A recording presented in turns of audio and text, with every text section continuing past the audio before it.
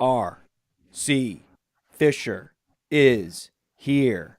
And you might ask, well, why is RC Fischer here? He was just on. He was just on a few weeks ago. And the answer is, if it ain't broke, don't fix it. People love RC Fischer. He is back by popular demand. If you love a guest of ours, we don't have to say, oh, he can't come back on for another 6 months. If you love him, we will have him back on again and again and again and again. And this is the situation with RC Fischer. The audience needs more RC Fischer, and we are delivering. We will deliver what the audience wants. That's why he is here with me today. And to fulfill my own personal curiosity about what his thoughts are on this class, and because we have some celebrating to do. This man was just absolutely devastating to Shedeur Sanders. He was not surprised at all when he fell out of the first round, and I am willing to bet he was not even that surprised when he fell out of the second round. But we are going to ask RC about Shedeur Sanders today, and we're going to ask him about every player with any kind of fantasy relevance, how he feels about that player's landing spot, and the projection for that player moving forward. Also, what we see in the years ahead. What does this mean? This draft was very much a watershed draft for a lot of different reasons. And what does it mean for the future? What does it mean for the next wide receiver class, given what we're seeing across the landscape of NFL teams? Where the hell are these targets going to come from? We'll break them all down. We're certainly going to celebrate some running back landing spots because they generally landed well, certainly better than the receivers. We're going to get into all of it, including the tight ends. With that, RC, we have to talk about Shedeur Sanders. Yes. Yes. You claimed it would be very difficult when you were just imagining a scenario where an NFL team would draft him. You're like, well, how does it work? How is an NFL team actually going to draft him and the circus, right? Because you're not just drafting him, you're drafting the circus, and you're drafting a game manager, pseudo-starter, sort of starter, backup, hybrid game manager player with a circus. And what team is going to be super motivated to do that? And so you went through the thought experiment and the exercise of trying to find these teams. And we had a very hard time on the show finding teams that wanted to draft this guy. I think we came down with one team, and I stuck with that, the Browns. I had the Browns trading back into the first round to draft him, and it turned out they did draft him ultimately, but it wasn't in the first round because they have the equity holder in Cleveland has the best track record for not caring what his front office thinks or the coaching staff thinks and doing whatever he wants to do, being just completely frivolous with his decision-making and the salary cap. And that seemed to be the perfect place. That was a team that needed a quarterback, and it had the equity holder that would push the button without asking anybody any questions. That was the one I could find. And the idea that he would slide now, knowing there was really one team we could figure out really could conceivably draft him, maybe also the Giants. So, okay, now we have two. We have one good possibility, one mid-level possibility in the Giants, and the idea that, well, they might prefer a different player in a few rounds, and the next thing you know, Shedeur Sanders is falling into day 3. And it's like, okay. But, like, we started the process of thinking it through, which is why in my mock draft for the Huddle Report, I did mock Shedeur to the Browns. How did you experience this whole slide? My first thought is it's so apropos that the worst run franchise in the NFL drafted possibly the worst prospect that has hit the NFL. And I'm not saying that purely from a talent standpoint. I'm not really high on Sanders as a talent, but with all the baggage, this is going to be a disaster. it's just now leaking out over the last couple days how bad these interviews were, how bad he was with their testing of him with the play calling and different things that they do to try to put these guys through the grinder. And he's coming back and saying, well, I purposely tanked those interviews to the places I didn't want to go. This, I mean, you're damned if you do, you're damned if you don't, man. He's such a massive problem. I can't believe an NFL team, when the slide started happening, I wasn't shocked. I wouldn't have been surprised if Cleveland took him in the first round. But once we got past the first round, I thought, at this point, who is going to take him? No, yeah. Then when he gets past the second round, you're like, okay, maybe they're going to punish him for the first round and somebody's going to take him as a second rounder, like he's learned his lesson. Once he got past the second round, I started thinking he's going to day 3. And at this point, when we get into day 3, I'm like, he may not even get drafted. If you don't want to draft him in the first 3 rounds, 4 rounds, like, why even bother drafting him? So Cleveland stopped the bleeding. I thought Dallas was gonna. It was surprising to me that Dallas did not step in to save him as a favor to Dion. But I think that's how bad Shador is and how bad all the owners know the whole Sanders circus is, that that Mike Tomlin didn't try to save him. Jerry Jones didn't try to save him, especially Jerry Jones.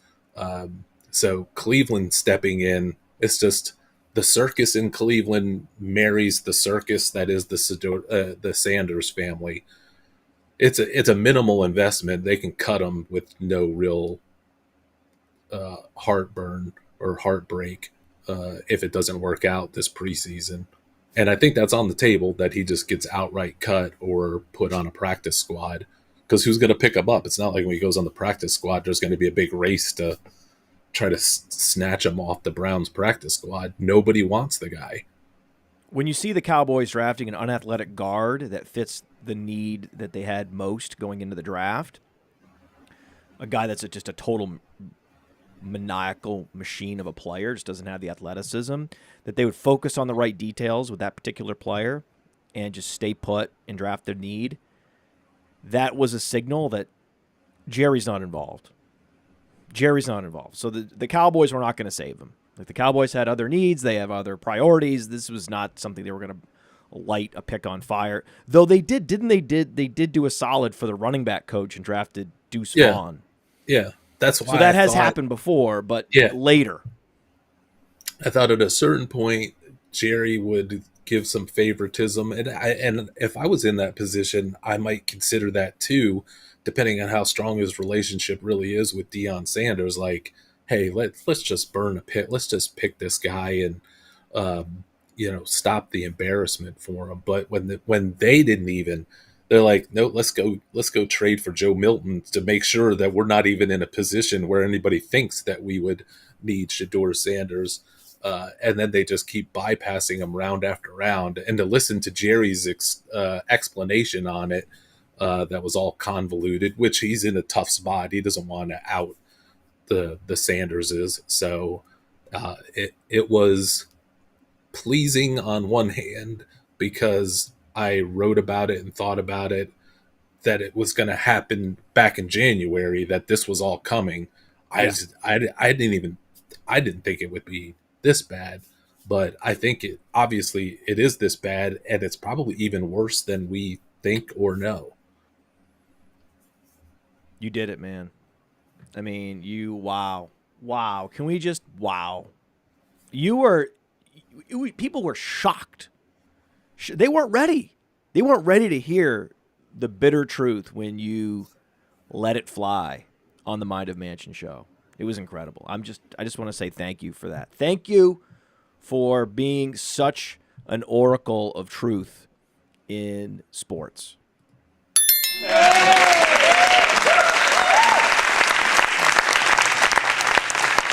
I couldn't believe it. I was watching it happen, and I was like, RC, I couldn't. This is why I couldn't stop thinking about it. I was like, God, RC Fisher's so happy right now. Oh my God, he's ecstatic. It was like last year when you'd see like Marvin Harrison Jr. have one of these like 1-for-7 games. I was like, oh my god, RC's loving this. This is I gotta talk to RC about this. This is good. We gotta get you to the draft house. The draft is gonna be in Pittsburgh, and so that's pretty close to North Carolina, right? You could drive to Pittsburgh from North Carolina, right? Yep. Used to work in the Pittsburgh area as part of my territory back in my corporate days, so got some familiarity, know how to get there.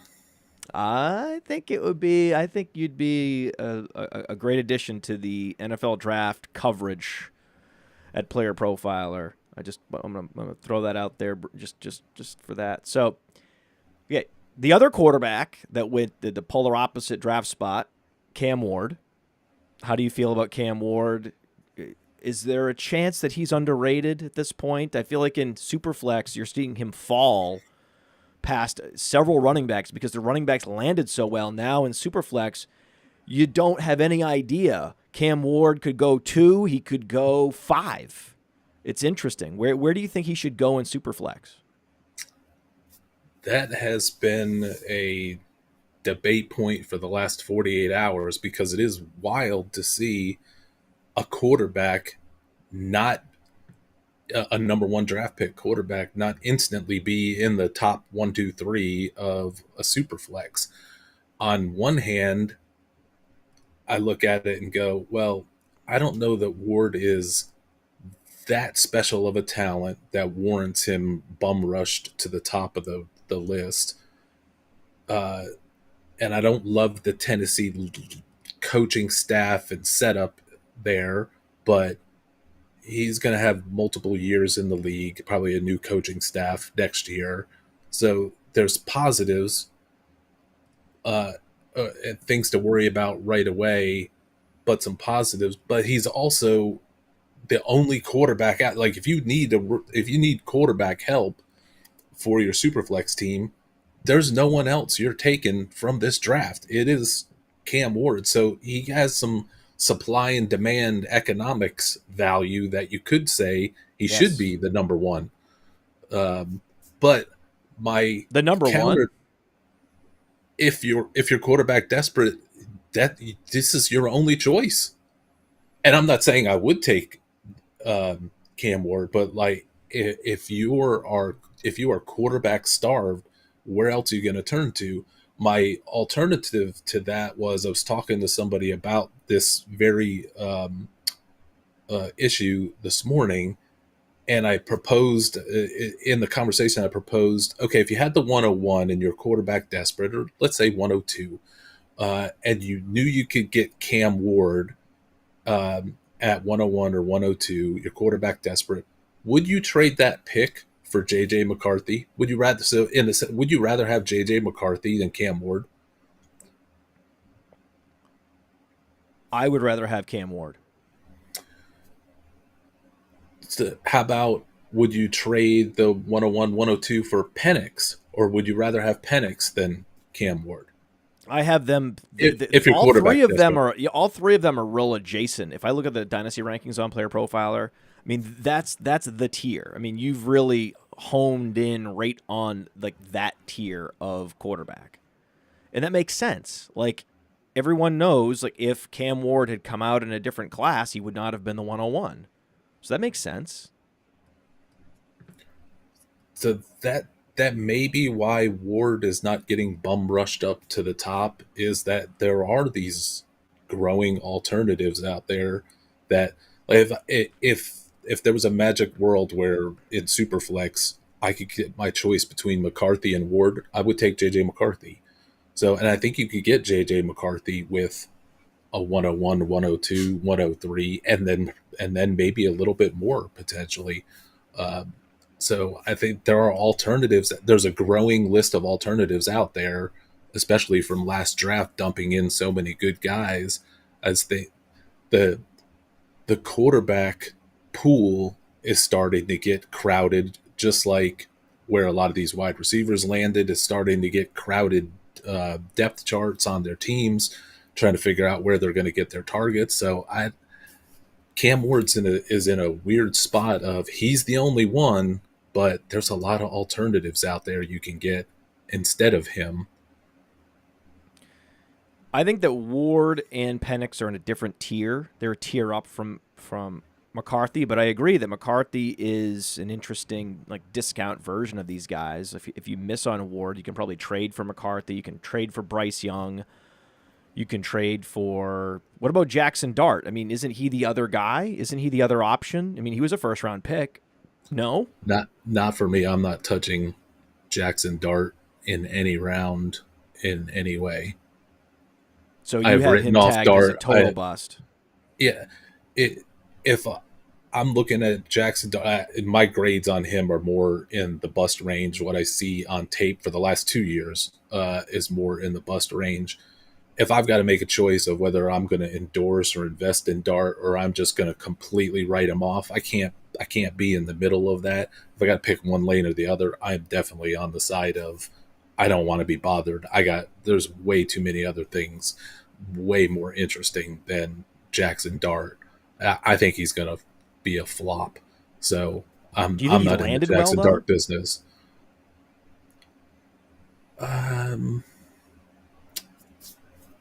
Possibly, because I'm thinking there's going to be a new staff next year, and the current quarterbacks, their contracts, they could be moved out of there. So there's a path, but I just don't think he's any good. So I don't care if he does become the starter for some reason. I don't think it'll be good, and I don't think it'll last long if he is the starter. But there's could be possibly a world where there's a new coaching staff next year, and they're like, Jackson Dart's not our guy, and he stinks. And they're back to square one looking for a quarterback. Yeah, I think they traded back in. They took a shot, and it's probably not going to hit. What's the hit rate on a guy like that? Late first. Oh, man. Probably, 35% chance? Or less when you start getting into the later first round. So, but yeah, it's going to be less, for sure, less than 50%, whether it's 20, 30, 40% hope. But just taking the pool of quarterbacks over 10 and 20 years and saying whether they work out or not, I'm just saying specifically for Jackson Dart, I don't think he's any good. Yeah, I don't think he's going to make it. He fell to the late first in this class. So in most classes, he's a clear second-round pick, if not even a third-round pick. Woof, right? So what about Tyler Shuck? I like his talent. I think if he's forced into having to play week one, because is he really being forced into play week one? The guy has been playing football for 37 years. He should be ready to play week one. Yeah, I think he's more ready week one than all of the quarterbacks in this class, right up there with Cam Ward. And if Carr can't go and Spencer Rattler is terrible, the door is open for Tyler Shuck to be at least useful right off the bat. Jackson Dart isn't going to be, for fantasy purposes, Dart is not going to give you any ROI this year. I don't think he'll give you ROI any year. But Shuck could potentially be getting the chance week one. And then sometimes that's all these quarterbacks need. It's like when Brock Purdy was the number 3 quarterback for the 49ers. And then all of a sudden Garoppolo gets hurt, Lance gets hurt, and all of a sudden, oh crap, we got to go with Brock Purdy. Oh, damn. He's taken us to nearly to the Super Bowl. Some of these guys just need a chance. And if they get the chance, they may seize it and change the whole narrative. Shuck's going to be in that position potentially week one. Jackson Dart's not going to be in that position. The QB whisperers in my circles seem to think that Shuck has more potential in the NFL, a little more upside, a little more NFL ability, and NFL throws in his range of outcomes, consistent NFL throws, than Jackson Dart. It's just that he was super old and what's wrong with him? But when you actually just remove that and just look at him for what he is and look at the throws he's making, it's like, this guy's impressive. So, and he's only a couple of years older than these guys. He's like 2 years older, roughly, than these other prospects. And with these quarterbacks now going 10 and 15 years, I don't care whether Tyler Shuck's going to be around for the Saints 15 years from now, 10 years from now. right. I'm worried about the right now. So I think that his experience and all that is an advantage to him. He's everything. I think we may have even said it on the last podcast. Shug is everything that Shador was not. Yeah, and Experience, because he's going to play right away, then he has a lot better chance to accrue value in Dynasty in year one than Jackson Dart. Makes a lot more sense to draft him in a rookie draft than it does Jackson Dart. Oh, yeah. I'm way higher on Shug in my rankings and what I would take in a super flex. I would be inclined to take a flyer on Shug. I wouldn't draft Dart with any super flex pick that I had. Yeah. Well, how do you really feel?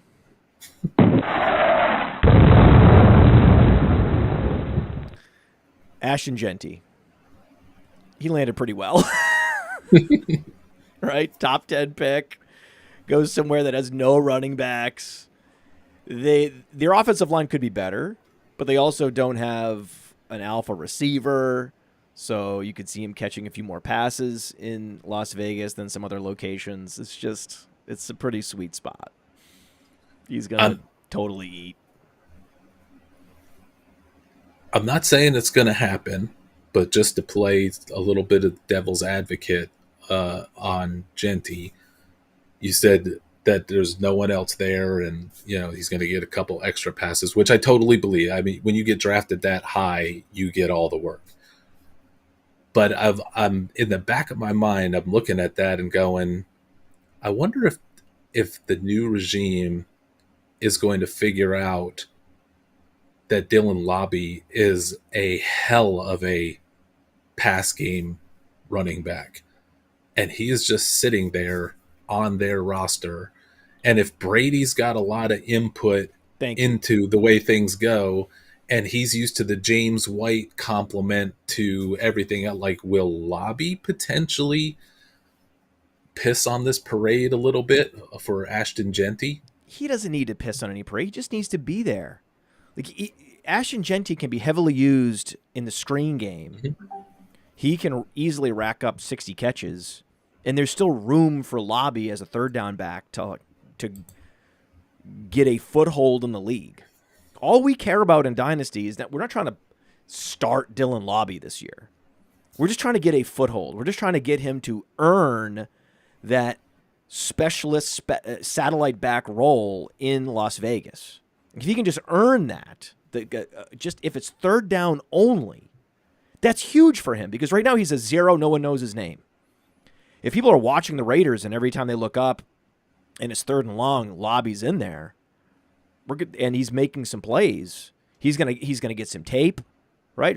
He's gonna lay down some tape, and he's gonna put up some metrics, and then it's like, okay, this is a running back worth stashing. This is worth a taxi squad spot.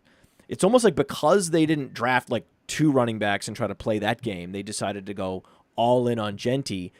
That leaves the door open for a specialist to come in from the back, like Lobby, and carve out a small role, which any running back with a skill set, especially a dynamic skill set like Lobby, in Dynasty, he's gonna get premium taxi squad status at some point.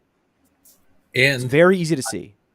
And he is, I would say, the handcuff to Jeanty. Not just, hey, the outlook on him in the passing game could turn out to be something.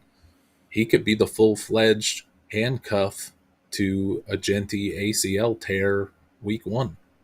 Well, we're And talking then about all a of a guy sudden that it's lobby actually has a season. little more size than you're like, oh, this guy's a receiving back. He's from New Hampshire. No, but he's well over 200 pounds.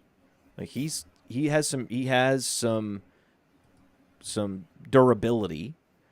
And if there was a running back, a day 3 pick from New Hampshire, who's a great receiver, who still needs to work on things like picking up assignments in pass pro and all those things, all the nuances of the league, he's going to be ill prepared as a rookie.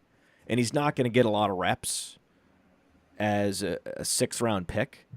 So it just makes sense that if there was a running back that would be able to take advantage of the entire offseason to grow, learn, develop, and do it in anonymity behind Jeanty, he would be the perfect candidate. Where people look up all of a sudden and be like, oh, yeah, remember him?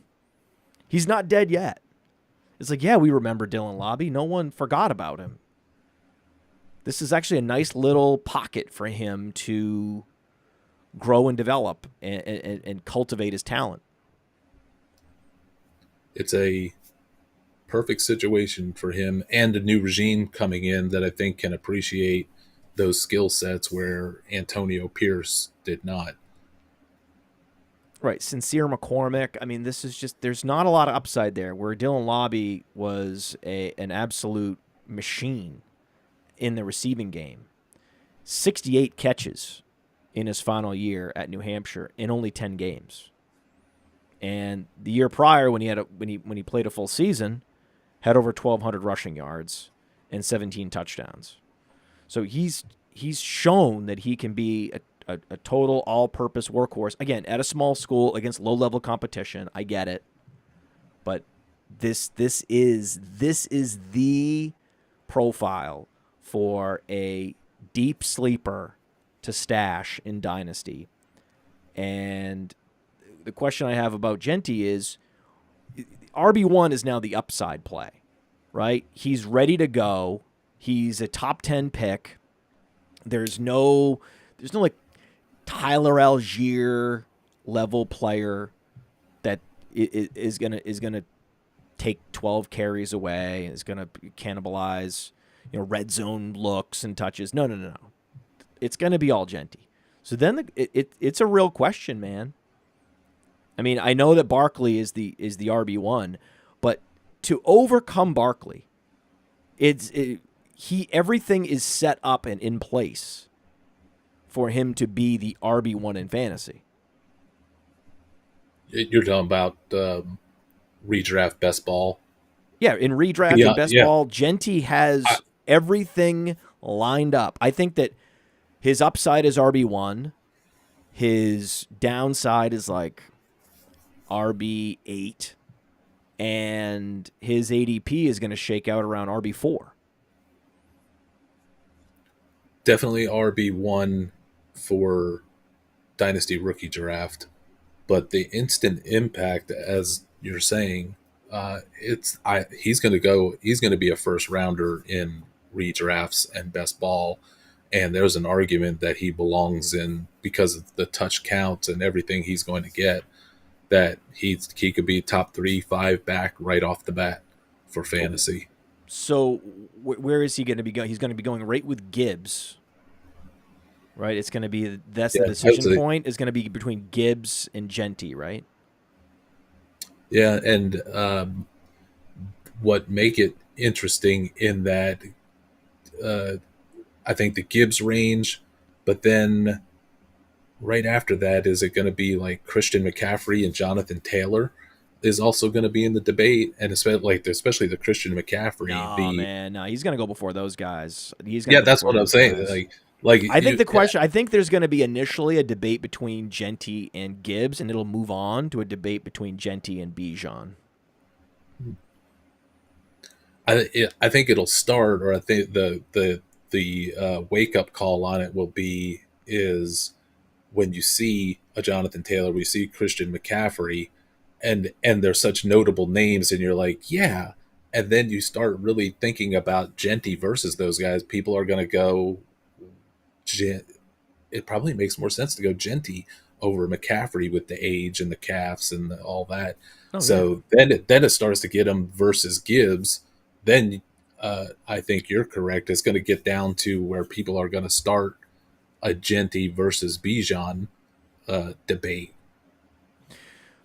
It's interesting in that, when we talk about, we're going to mention some under the radar winners from the NFL draft, some guys that avoided the touch competition, the target competition that we might have been worried about a week ago.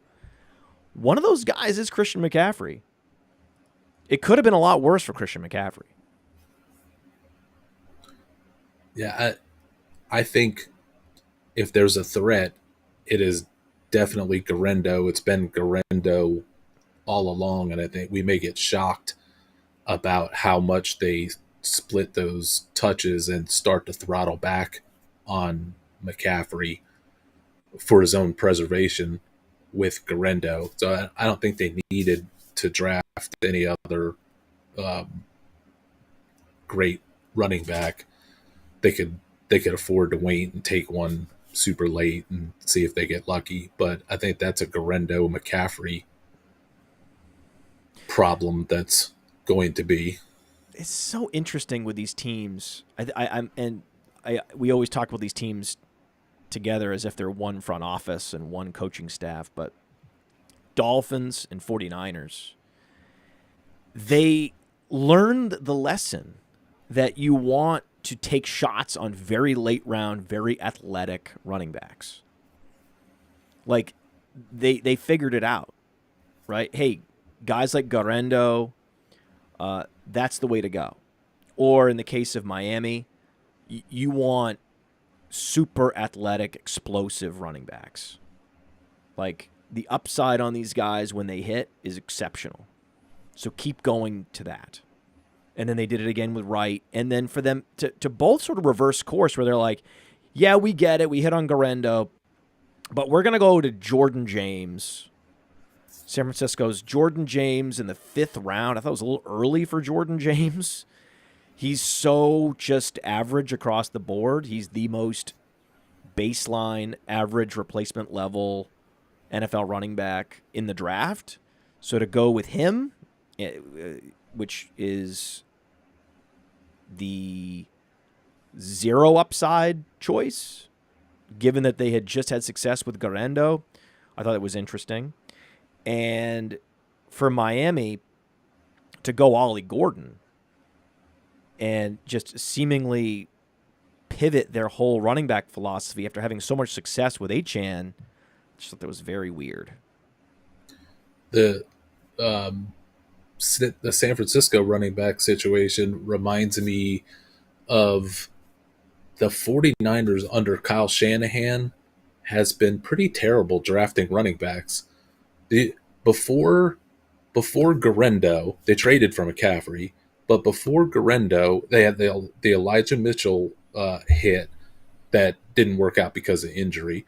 But there was, if you remember back, Trey Sermon. The Trey Sermon bust, but before that, there was the Joe Williams. Kyle Shanahan was telling us Joe Williams from, I think it was Utah, was going to be the next big thing. And I think they traded up to get him in the 4th round or late 3rd round. Sure. It's like San Francisco, to me, at running back is just throwing a bunch of darts, which is what they should do. It hit on Garendo. I think they got something with Garendo, and they know it. Well, that's Jordan the thing. James just seems like an errant dart. Yeah, it's just a miss. It's just a late round miss. It's fine. He's probably gonna actually have some weeks if he's thrust into a role. He will have weeks. I mean, he was productive enough at Oregon, right? He had like a 15 touchdown season, a 1,200 yard season. He certainly can catch. He can catch really a low target share, 7.6% target share, so nothing super impressive. But one of the younger backs in the class comes out early, one of the few running backs to come out early, only 21 years old. And so he could have put up another 1,200 yard season. We would have been really impressed with him next year. So I think the raw ability is higher with Jordan James than the production, given that he came out early. So I could see him having some weeks as a de facto primary back if there are injuries ahead of him on the depth chart. So he's certainly a guy worth drafting for sure. It was just in this draft class, there were more exciting running backs available when they drafted Jordan James, and that's fine. What's more interesting is that them waiting with all these picks. They had all these picks, remember. So they had a horde of picks, and they decided to wait until the 5th round to take a running back after trading Jordan Mason. So those things together tell me they like Garendo. Yeah, that's for sure. I think they like Garendo to the point that if the San Francisco, if the wheels come off that bus early on with all the change, I mean, they've gutted that team. I don't know how that team is not going to finish in last place in that division, but they have a favorable schedule.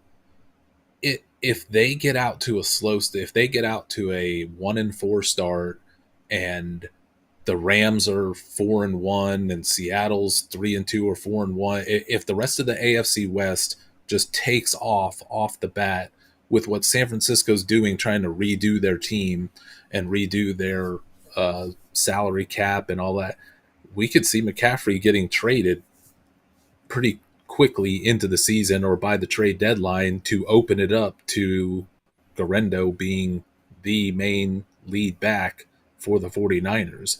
That day is coming sooner rather than later. McCaffrey seems to be on borrowed time, but he may be out the door in this whole redo of the roster that San Francisco's going through. It's fascinating, man. It really is. All right. That was we actually haven't even talked yet about Omarion Hampton. So we have a lot of guys to talk about, and we will get into it after this.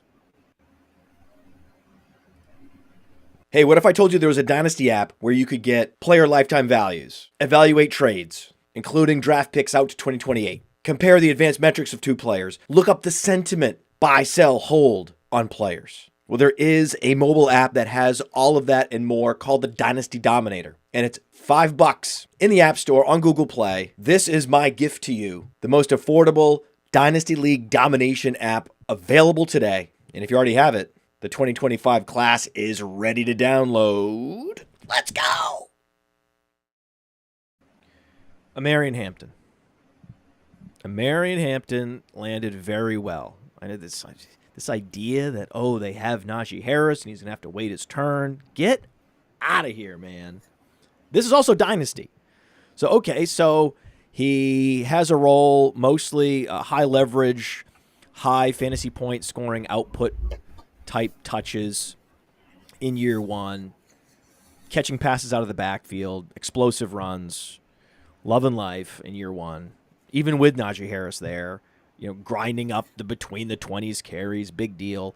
Then Najee Harris exits, and it's bell cow time for Omarion Hampton. This is a very exciting landing spot. I actually nailed this. I predicted it in the Huddle Report, and it allowed me to finish ahead of Cody, ahead of Alex in the Huddle Report first round mock draft contest. So I'm very proud of my first. Did you ever participated in this Huddle Report? I don't, but guys on my team that do that, specialize in that, do. So you probably beat them all. I did well. Listen. Don't ask me how I did it, but I just was thinking about why wouldn't Jim Harbaugh want Omarion Hampton, and why was everyone so sure that Hampton was going to the Broncos? And the idea that they have Harris would dissuade them from drafting a guy like Omarion Hampton. I looked at Omarion Hampton and go, this guy is like the bigger, faster, better version of Blake Corum. How would Jim Harbaugh not be salivating over this guy to get him in the building? This is the final piece of his running game that he's been waiting for. He's been building this whole thing in order to put Omarion Hampton back there. That was my read of the situation. And so that's how I was able to mock Hampton to the Chargers, and not many people had that, so that was cool. But it's just perfect. It's so great. I love the player, And now he ends up going to a place where they've invested more capital in the offensive line than anywhere else over the last 5 years. I believe that it takes time. You're talking to Dan Fornick, our offensive line specialist. It takes time for the run blocking units to coalesce. And so this is the year it seems the Chargers are ready to take a step forward as a run blocking unit. And it'll help Harris, right? I think Harris could be a value, actually, in seasonal leagues and in best ball because of that. Because now that they drafted Hampton, I don't know where his ADP is going to settle out at. Probably outside, the top 100 for Najee Harris. I have no idea where he's going to go. Yeah. Outside the top 100, I'm interested in Harris very much because I just want exposure to that offense, and they are going to feed him in year one some touches, certainly between the 20s, but also in the red zone. And again, Hampton enthusiasts are not going to love that, but that's just the way it goes in the NFL. But longer term, this is one of those nuts landing spots. And I think it's the perfect fit for Hampton. What do you think? I think the landing spot was so perfect that it opens the door that the discussion of who the 101 is in Dynasty Rookie Draft is not a slam dunk for Jeanty. I think it's a debate between Hampton and Jeanty. Wow. Buddy, it is that good, though. That's the thing. When Hampton is an all-purpose mega talent, and he landed on a team that has a much better quarterback and a much better offensive line. That's the key. You have a coach that is absolutely dedicated to the run game, and he's built the offensive line to that run game. And we saw last year they're going to run, even if it doesn't make any sense. They're going to run. They want to run. So the commitment to the run game, plus that offensive line, plus it's a good coaching staff, plus you have a high-level quarterback, it is a perfect scenario. The only thing that's holding back, like if Najee Harris retired today, if he came out and said, I'm retiring from the NFL, so there was no Najee Harris, there would be a raging debate on Hampton. There should be a raging debate on Hampton versus Jeanty, that they both landed in clear spots where they're the guys, but Hampton is with a better offensive line, better quarterback, better coaching staff, fully committed to the run, and Jeanty is with a suspect offensive line, a lesser quarterback, and afraid is not the right word, but I'll just use it. I'm more afraid of the touches that a lobby could take away than I'm worried about what Najee Harris is going to do. And then whatever Najee Harris does this year, and I think it'll be quick that Hampton just dispatches them into a Gus Edwards-like fantasy entity. Next year, Najee will be gone. He's on a 1 year. He's on a worse deal than Rico Dowdle is, except for Najee has a bunch of incentives that he's never going to get to now. Next year, that's the other thing. Oh, Harbaugh's like, we got to bring in Hampton to make sure Najee can hit none of his incentives. I mean, when they get a load of Hampton versus Najee, the impact that it's going to have on their offense, they're not going to want a 50-50 split with Najee Harris. They're gonna very quickly put it all on Hampton's shoulders. There will be some Najee Harris, but if it is worth remembering, whenever people talked about, but they have Harris, they like Harris. I'm not mocking Hampton to the Chargers. I'm not mocking a running back to the Chargers in the first round. I'm like, really? Because last time I checked, Najee Harris is a total slug. He's just a total slug. He's just a meat grinder. Give him the ball, run forward, 4 yards. That's it. And he got a Rico Dowdle type level deal to be a running back. Nobody cares about Rico Dowdle in Carolina, but everybody is all excited about or threatened by or thinking about Najee Harris. They're both not good. They both got backup level 1 year type contracts. They got the lack or the amount of disrespect that Najee got in free agency to get a $5 million deal loaded with a bunch of incentives. So basically we're saying you suck, but if you happen to do something good, then we'll pay you. Like usually those type of guy, former first round draft pick, the guy that's been a lead back in the league for 4 years and 1,000-yard seasons, you would think they'd get some kind of decent 2-year deal with 10 million guaranteed. It's like, nope. Oh, that's true. That's a good point. They treated him like an utter backup running back, and then the second that they could, they got Hampton. That's right. That's right. That's great. That's it. If you like this analysis, hit the thumbs up. If you're watching anywhere, Facebook Live or YouTube, where you can thumbs up, like it wherever you are. Twitter, like the show if you like. If you're liking it, if you appreciate RC's analysis, the more likes we get, the more likely it is for RC to be back sooner. And of course, share the episode if you're listening on a podcast. Share this episode with someone.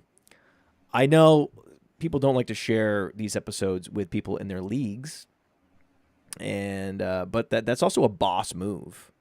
It's kind of a super confident boss move to share an important, insightful fantasy football podcast with someone in your league.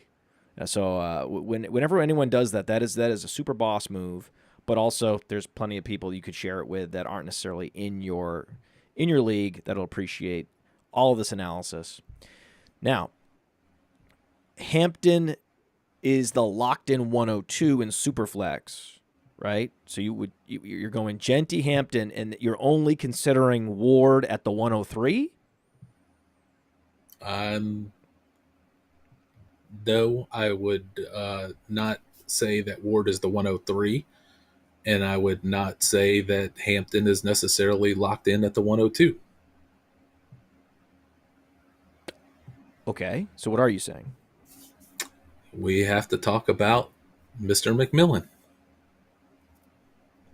That's absolutely fair. Wow.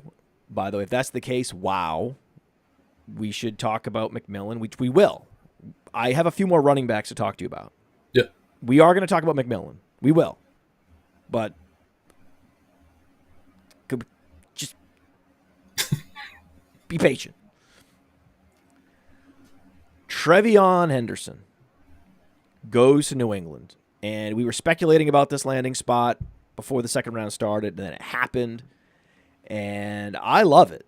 I happen to love this spot because I don't respect Najee Harris. I don't respect Ramondre Stevenson. I never have.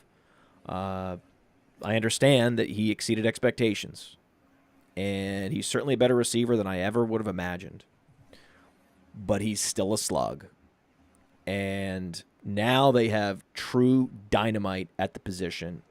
Was drafted after Quinshon Judkins, which was a surprise, except Cleveland really had this gaping hole at running back and just needed a guy that's going to maximize touches. So for Cleveland to go Judkins, that made sense. And then for New England to go TeVeyon Henderson, that just also made perfect sense. Because, again, they can always give between the 20s touches, if they need to Ramondre Stevenson, and give the high leverage touches, the PPR touches, to Henderson.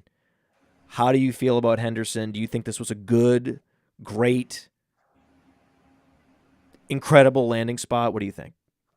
I think it leans more towards the great side for right now because for all the reasons that you mentioned about Ramondre, easy for Henderson to take him out.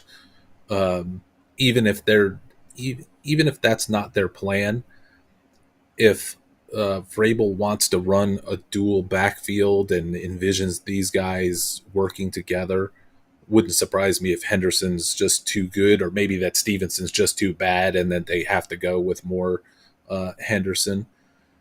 Vrabel's connected to the Ohio State program. Henderson's coming from there. There's a lot of connections to where Henderson is the new regime's guy, and Stevenson is not, and Stevenson is fumbling and bumbling his way out of the lead role. If it wasn't for his hefty contract, he might even be cut or whatever, and they have a new backfield in New England. So I think Henderson right away, not only is he going to get a split role, a nice role, the PPR touches and all that, he could very quickly just take that backfield because Stevenson hands it over to him.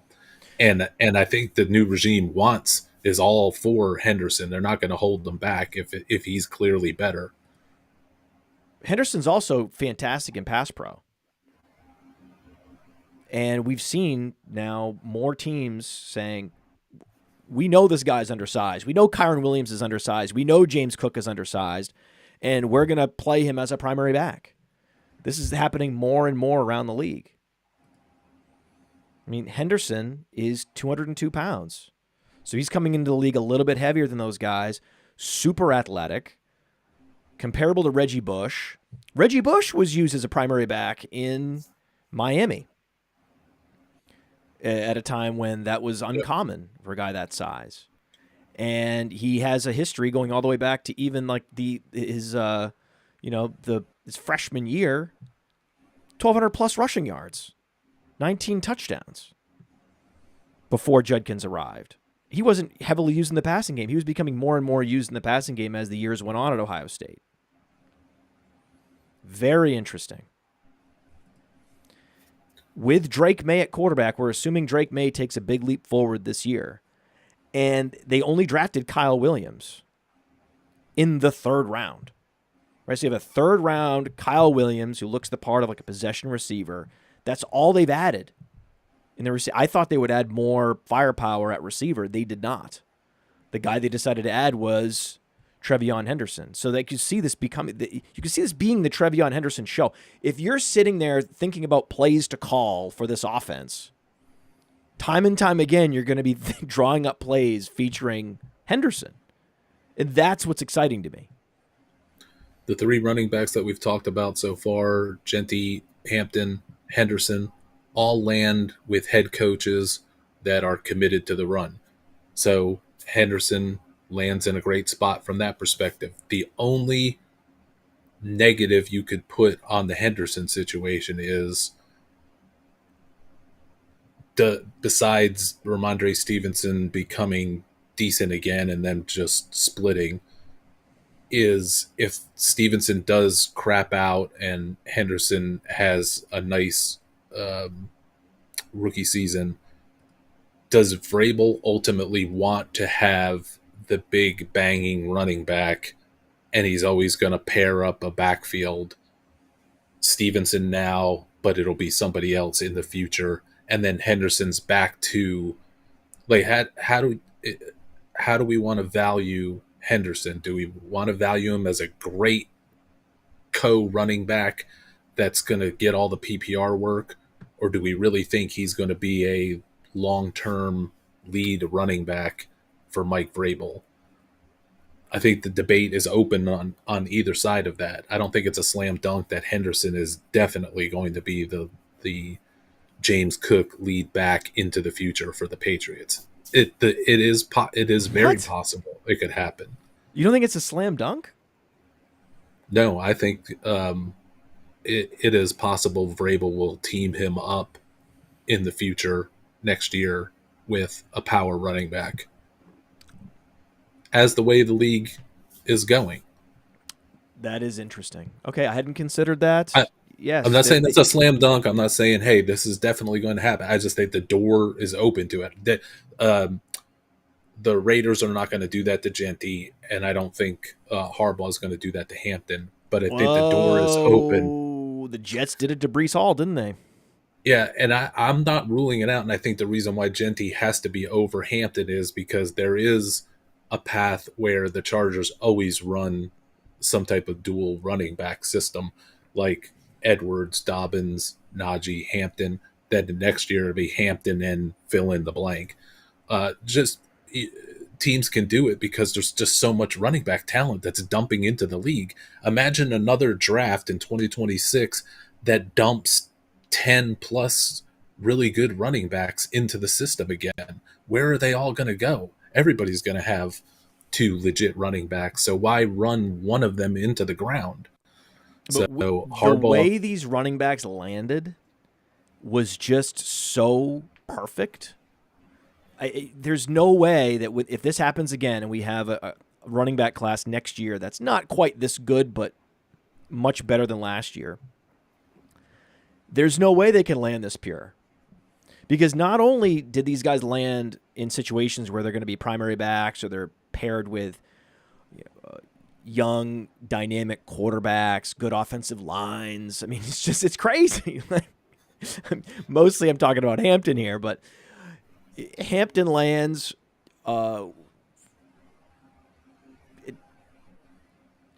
nullifying Najee Harris. No one is upset by that. Jeanty landing in Las Vegas. No one cares about who was getting touches in Las Vegas. Everyone knew it was going to be somebody. They were going to draft somebody. It just happened to be Ashton Jeanty. No one's worried about, Antonio Gibson just lost his job at the very least, and Ramondre Stevenson just got his role cut in half. Nobody cares. Nobody cared about Jerome Ford getting an alpha back landing in Cleveland. No, it's just there were all these plum spots scattered around the league, and these running backs each landed in the plum spot that was available. Even if you moved into the 3rd round, a Kaleb Johnson will find like a magnet, like a homing beacon. He will find that one team that's the perfect fit for him, where the incumbent is not anyone is super invested in Dynasty. It was really quite something to watch this happen. And I don't see how it can happen again this way next year. There can't be that with this good haul that's just come in. There's not going to be that many spots for the next haul to come in, and I think there is going to be a next haul in 2026 for 4, 5, 6, 7 of them to just come in and just land so wonderfully. The NFL is going to be so overloaded with talent at running back on depth charts, at wide receiver on depth charts. It is going to make fantasy football incredibly intriguing and maddening to try to figure out where the touches are going. Well, let's think about it for a moment. That's what makes Jeanty so There are actually more than you might think options. Because we think about it, we got the Bears, right? The Bears were circled as a potential spot for Kaleb Johnson in the 2nd round, potentially even Ashton Jeanty in the 1st round. They get Monangai. And we're going to talk about Monangai. I know the chat really wants to hear your thoughts on Monangai to Chicago. It's very exciting. We will get to that. But Chicago is one of those landing spots for next year. You can already circle it. You can put it on the board. The Jets. The Jets are going to be a landing spot, potentially, depending on how Braylon Allen performs. If people get really excited about Braylon Allen, if he gets an opportunity and he exceeds expectations, then that would disappoint a lot of people if the Jets go running back next year. But the Jets are an option. Baltimore, Derrick Henry will be well into his 30s at that point. So that would be an interesting potential spot. Same thing with Houston, with Joe Mixon exiting the league. Houston will be an interesting landing spot for a running back. The Titans will be an interesting landing spot for a running back. The Cowboys are always an interesting spot for a running back that never actually happens. So if we go down the board, the Commanders will be a very interesting spot for a running back next year. So the Minnesota Vikings will be an interesting spot with 1 year left on Aaron Jones' deal. The Saints will be an interesting spot with Alvin Kamara headed into his 30s. The Cardinals will be an interesting spot with James Conner headed into his 30s. So we actually go down the board. Suddenly, RC, there's plenty of great spots for the 2026 running back class. Everything you said is mostly true. Give some love to Trey Benson. But before we get to the NFL draft to fill these spots, we're also going to start to get some of the greatest free agent hauls at running back available, because part of all of this talent coming in is it's going to push a lot of talented existing guys out when their contracts start coming up, because they're not going to get these big deals because there's all these young running backs coming into the league. Yeah, Kenneth Walker's going to be a free agent next year. Breece Hall's going to be a free agent. Yeah, so those guys, I know. Derrick Henry, so Jalen Warren. The Jets Warren. are an option, but okay, Breece Hall's going to go somewhere. Yeah, Kenneth Walker's going to go somewhere. So the pool is just getting more crowded at running back, and there's going to be less places for the Jeanty bomb to just land so wonderfully. There will be those places, but it's not going to be, I don't think it'll be as many as this year. That's just speculation. It could go the way that you said with Saints, with the other places, that we just constantly have this turnover, and there's always going to be 5 good spots for places for people to land. But this upcoming free agent class is going to be really strong. No, it's a good point. It's a good point you're making, that the Breece Halls are going to have to sign somewhere, and then those teams will then be very difficult, if not impossible, for an exciting running back prospect to land the plane and not ruin the dynasty value of a premium asset. And you also make a good point that there will be some running backs this year that emerge, that break out in year 2, year 3, like Garendo. We talked about Garendo. You talked about Trey Benson. So you have Trey Benson, you have Garendo, you have a handful of guys that could also break out.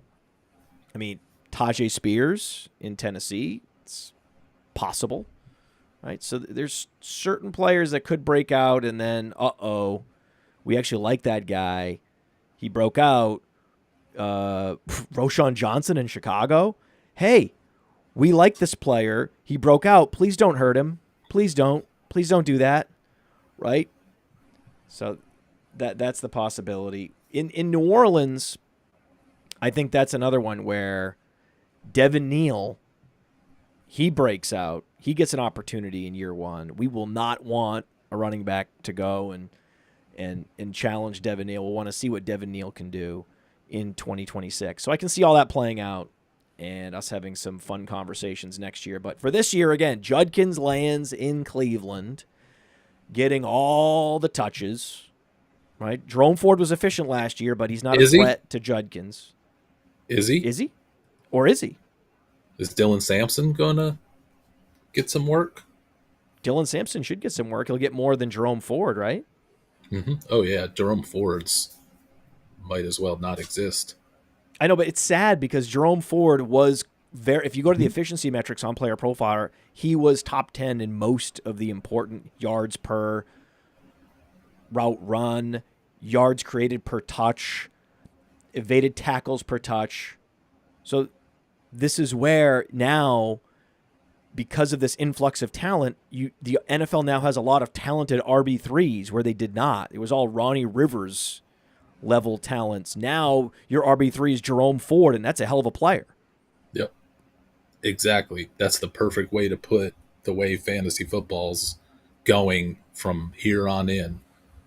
Is you got RB3s, Jerome Ford, Sean Tucker, that would be, if they get the chance, if through injury or whatever happens, if Sean Tucker is the lead running back for the Tampa Bay Buccaneers this season, however it were to happen, he's an RB1 threat. You can't say that about the Ronnie Riverses and the Trey Sermons and the Evan Hulls and, all the RB3s of the past. The new wave, there's going to be a minimum 2 great running backs on every team, and then we're starting to get into 3 great running backs on teams. So we're looking at Judkins and his history, and he had 22 catches in consecutive seasons to close out his college career. You'll notice on Player Profiler, when you go and you look at the college stats on these guys, below that is Underworld Weekly. That's our newsletter. You need to be subscribed to the Underworld Weekly. We roll out 3 critical news items every week in the newsletter, plus the tweet of the week, and we feature different shows, different articles that are coming. So everything you need, we pack everything you need to know every week into a super concise, incredibly informative weekly newsletter. And we don't send too many emails. One thing people don't like is getting too many emails. We keep it to like a weekly email. Maybe there's a special announcement, but most of the time it's just, hey, every week on Friday, you know you're going to get everything you need to know from Player Profiler right there with Underworld Weekly. Subscribe on Player Profiler. So Dylan Sampson was a prolific rusher last year. They get 2 high-quality running backs. But Judkins is so good, you don't think there's a possibility that he dominates the touches, like 60% of the touches? That's very possible, right? Yeah. Yeah, I don't think, and that's all you're looking for. You're not looking for more than that. Yeah, I don't think it's a straight shot to like Jeanty land where he's going to get 80-90% of the work, and there's a risk that in the end, Sampson is better or definitely as good, and then he's in a 50-50 situation, and then he's in a situational scenario where Sampson's rotating in a bunch or becomes the smoother pass game guy, and I can see a lot of ways that this can go wrong for Judkins. I can't see it. A 4th rounder in Cleveland, a 4th rounder who doesn't have significant, impressive athleticism metrics. I know he was a prolific rusher, so you liked what you saw from him as a runner at Tennessee. Yeah, I was surprised how good he was as a technical runner of the ball. I always thought of him as just a fast guy that would be maybe like a satellite guy. He's actually a legit 3-down running back in the NFL now that they don't bias themselves against these 200 or so pound guys. But also with back to the Judkins side of it, it's the opposite argument. It's the worst scenario argument to why we love Hampton's situation so much. Like, great offensive line, great coaching staff, great quarterback. You got a mess in Cleveland at quarterback. You have the worst or second worst offensive line in the league from last year. And then you're sending Judkins into that mix while he's got Dylan Sampson pressure. There's a lot of, for me, there's too many dark clouds around Judkins to get too excited about him. When I look at that situation, I don't see Judkins and go, oh yeah, lead running back for the Cleveland Browns. I see all the clouds, the dark clouds, and I know he's going like top 6-7 in ADP. I think to me, I can't take him up that high. Easy. This draft starts falling apart for me when we start to get into the Judkins for the price that you have to pay. I'd rather do Judkins RJ is going to need to score touchdowns. And someone has to explain to me how the Browns are getting in the red zone. Yeah. For a runner style like Judkins, who's really nice between the tackles, when you've got a terrible offensive line and a team and defenses that can stack if the quarterback play is bad, it's the worst thing that could have ever happened to Judkins. You're almost better off going with Sampson at that point, playing into your weaknesses, that Sampson becomes a better situational opportunity because you just don't have the offensive line. You don't have the firepower. And then if they start getting behind by 2 and 3 scores, they're probably not going to leave Judkins on the field for the hurry up passing game. you're going to want to get the ball to Sampson or Jerome Ford if he's still there. You don't want to do screen passes out to Judkins down by 3 scores in the fourth quarter. So I just don't like the Judkins scene. I don't. According to all of the numbers I look at, there's not a big difference between Jerome Ford and Sampson, which is all bad for Judkins, because I think Jerome Ford is good and Sampson is good and the rest of the team is bad. So let me get this straight. It's an overall bad team with David Njoku at tight end. So you've got David Njoku and bad players, and all your talent is consolidated and concentrated at the running back position. And I'm supposed to be excited about Judkins. Is that what I'm hearing? Is that right? That is it in a nutshell. I mean, I don't hate all the Browns receivers. I do like some of their. I don't like Jerry Jeudy. I think Jerry Judy's overrated, and I think Jerry Judy's going to be a bust this year. I like Cedric Tillman. Mm-hmm. Cedric Tillman's a fun player. He's good. I'm not saying he's bad, but I mean, I don't know if he's going to produce good fantasy numbers this year. I doubt that. I just doubt all these receivers. I doubt this offense. And I would rather have a round later, Kaleb Johnson gets drafted. Just because there's a round of draft capital headed Judkins' way doesn't mean that he's in a better situation or that he's going to outproduce Kaleb Johnson at any point in his career.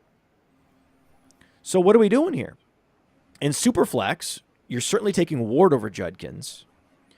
Mm-hmm. You're absolutely taking TeVeyon and Hampton and Jeanty.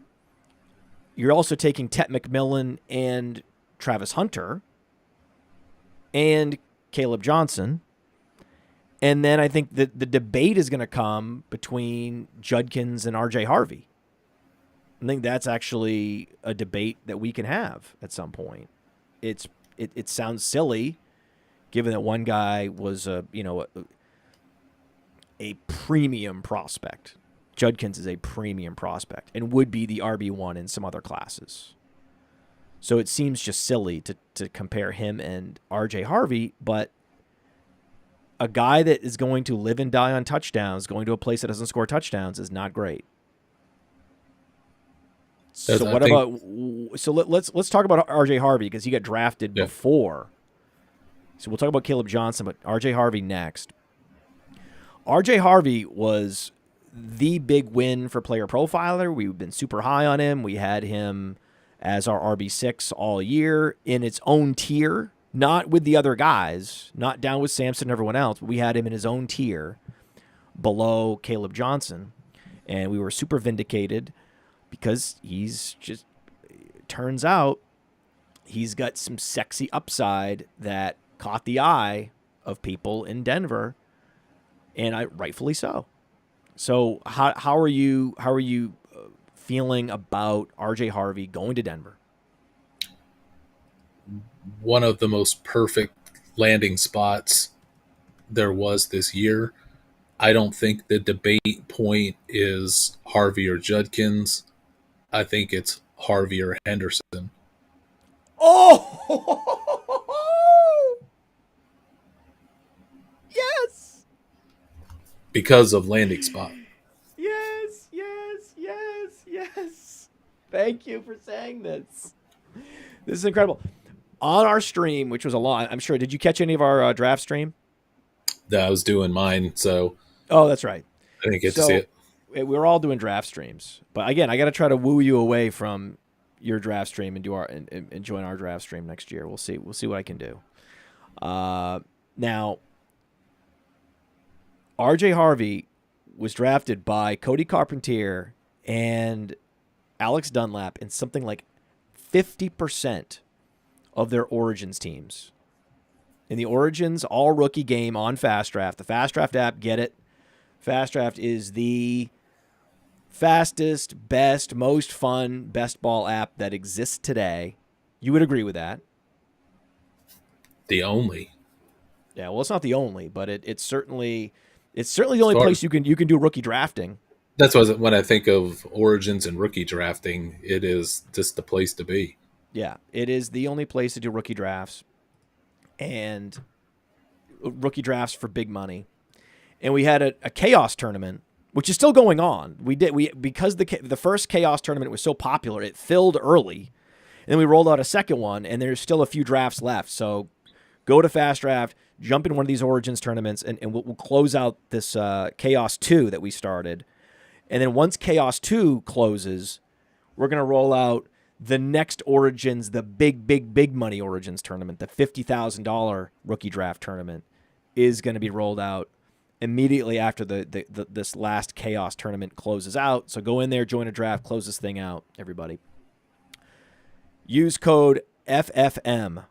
FFM is the code to use. You get a $50 deposit match with code FFM. That's RC's code, his affiliate code for Fast Draft.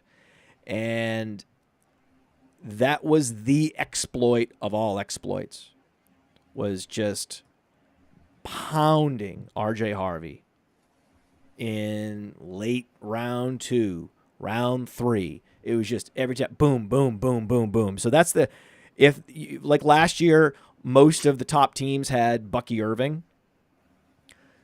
It's looking like the early results, from what we've seen with the landing spots and the projections, are that those that were overexposed to RJ Harvey are going to be feeling very good, are going to be teed up, and those they're going to be in the best position this year. And so you can start to see where he's going now. First round, right? First round, RJ Harvey on Origins. It's so cool to see it. Real money rookie drafts have the best ADPs. So you are all in now. If you're comparing him to TeVeyon Henderson, then you're all in. Yeah. Perfect landing spot, because I think Estime is no good and Jaleel McLaughlin is not a real lead type running back. And if they would have drafted RJ Harvey in the 4th round, we would have been excited because of the situation. But I think the fact that they drafted him, what was it, like number 60? That shows you that Denver is committed to this. It wasn't like RJ Harvey just fell to them and, oh, look at this great opportunity.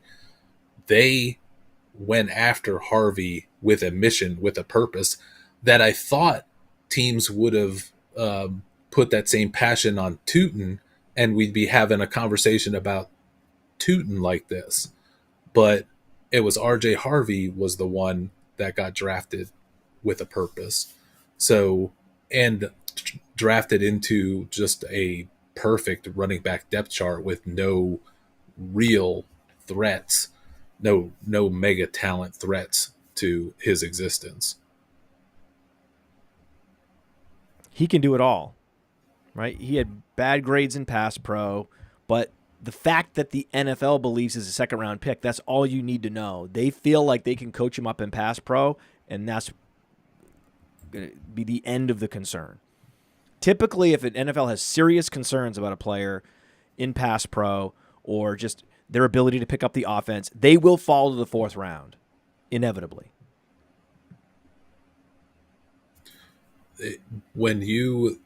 I am so surprised they put a 2nd round pick on him, and they had a pick coming up 14 picks later in the 3rd round. They probably could have gotten him then, but the fact that they were that excited and made that move, like, we're not leaving this draft, we're not even going to risk it, that he is there at 74, we're taking him at 60. That's such a huge statement on what they think about their current guys and what they think about RJ Harvey. And it's obviously a good offense. You want to work for Sean Payton. It's a perfect landing scenario. They drafted him over Kaleb Johnson. Yep. How did that even happen? I'm definitely surprised by it, and it only takes one team to get fired up about a particular player. Like if Denver, for whatever reason, didn't need a running back, maybe RJ Harvey would have gone around pick 100 and we're having a different conversation.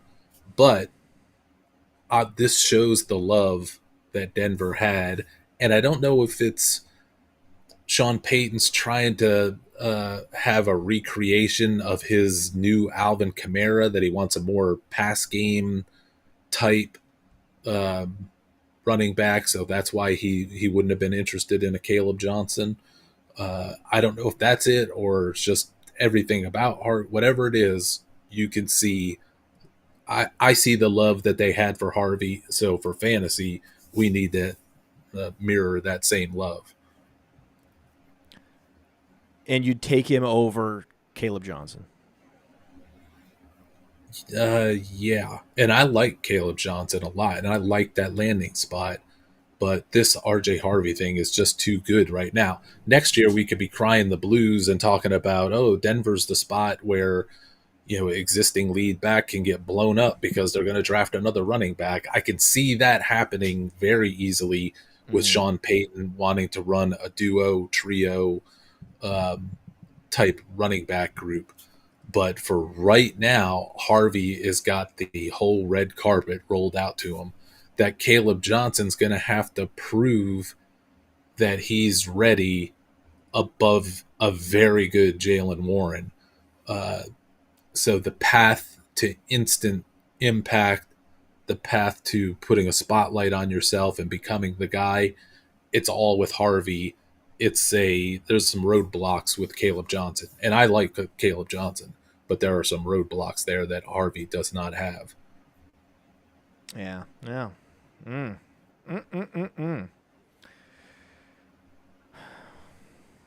Kaleb Johnson just to me that's a real coin flip. RJ Harvey, Kaleb Johnson. I mean, Kaleb Johnson just landed so well, and that offense also they're getting better, and with their passing game, with their investing in DK Metcalf. There was a thought that they couldn't get Kaleb Johnson's perfect fit there, but you can't mock him there because they don't have a second-round pick. Falls to the third round, no problem. Yeah. Right? Unbelievable. And their offensive line's getting better. They have a bunch of young offensive linemen. So, you can see on the Player Profiler Dynasty rankings, we have the lifetime values for each player. And so we have Kaleb and RJ Harvey adjacent, and the lifetime value rating is the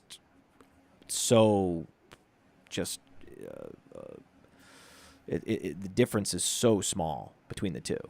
And then there's a whole tier break way down to Tootin down at 5. Tootin but you got that also, yeah.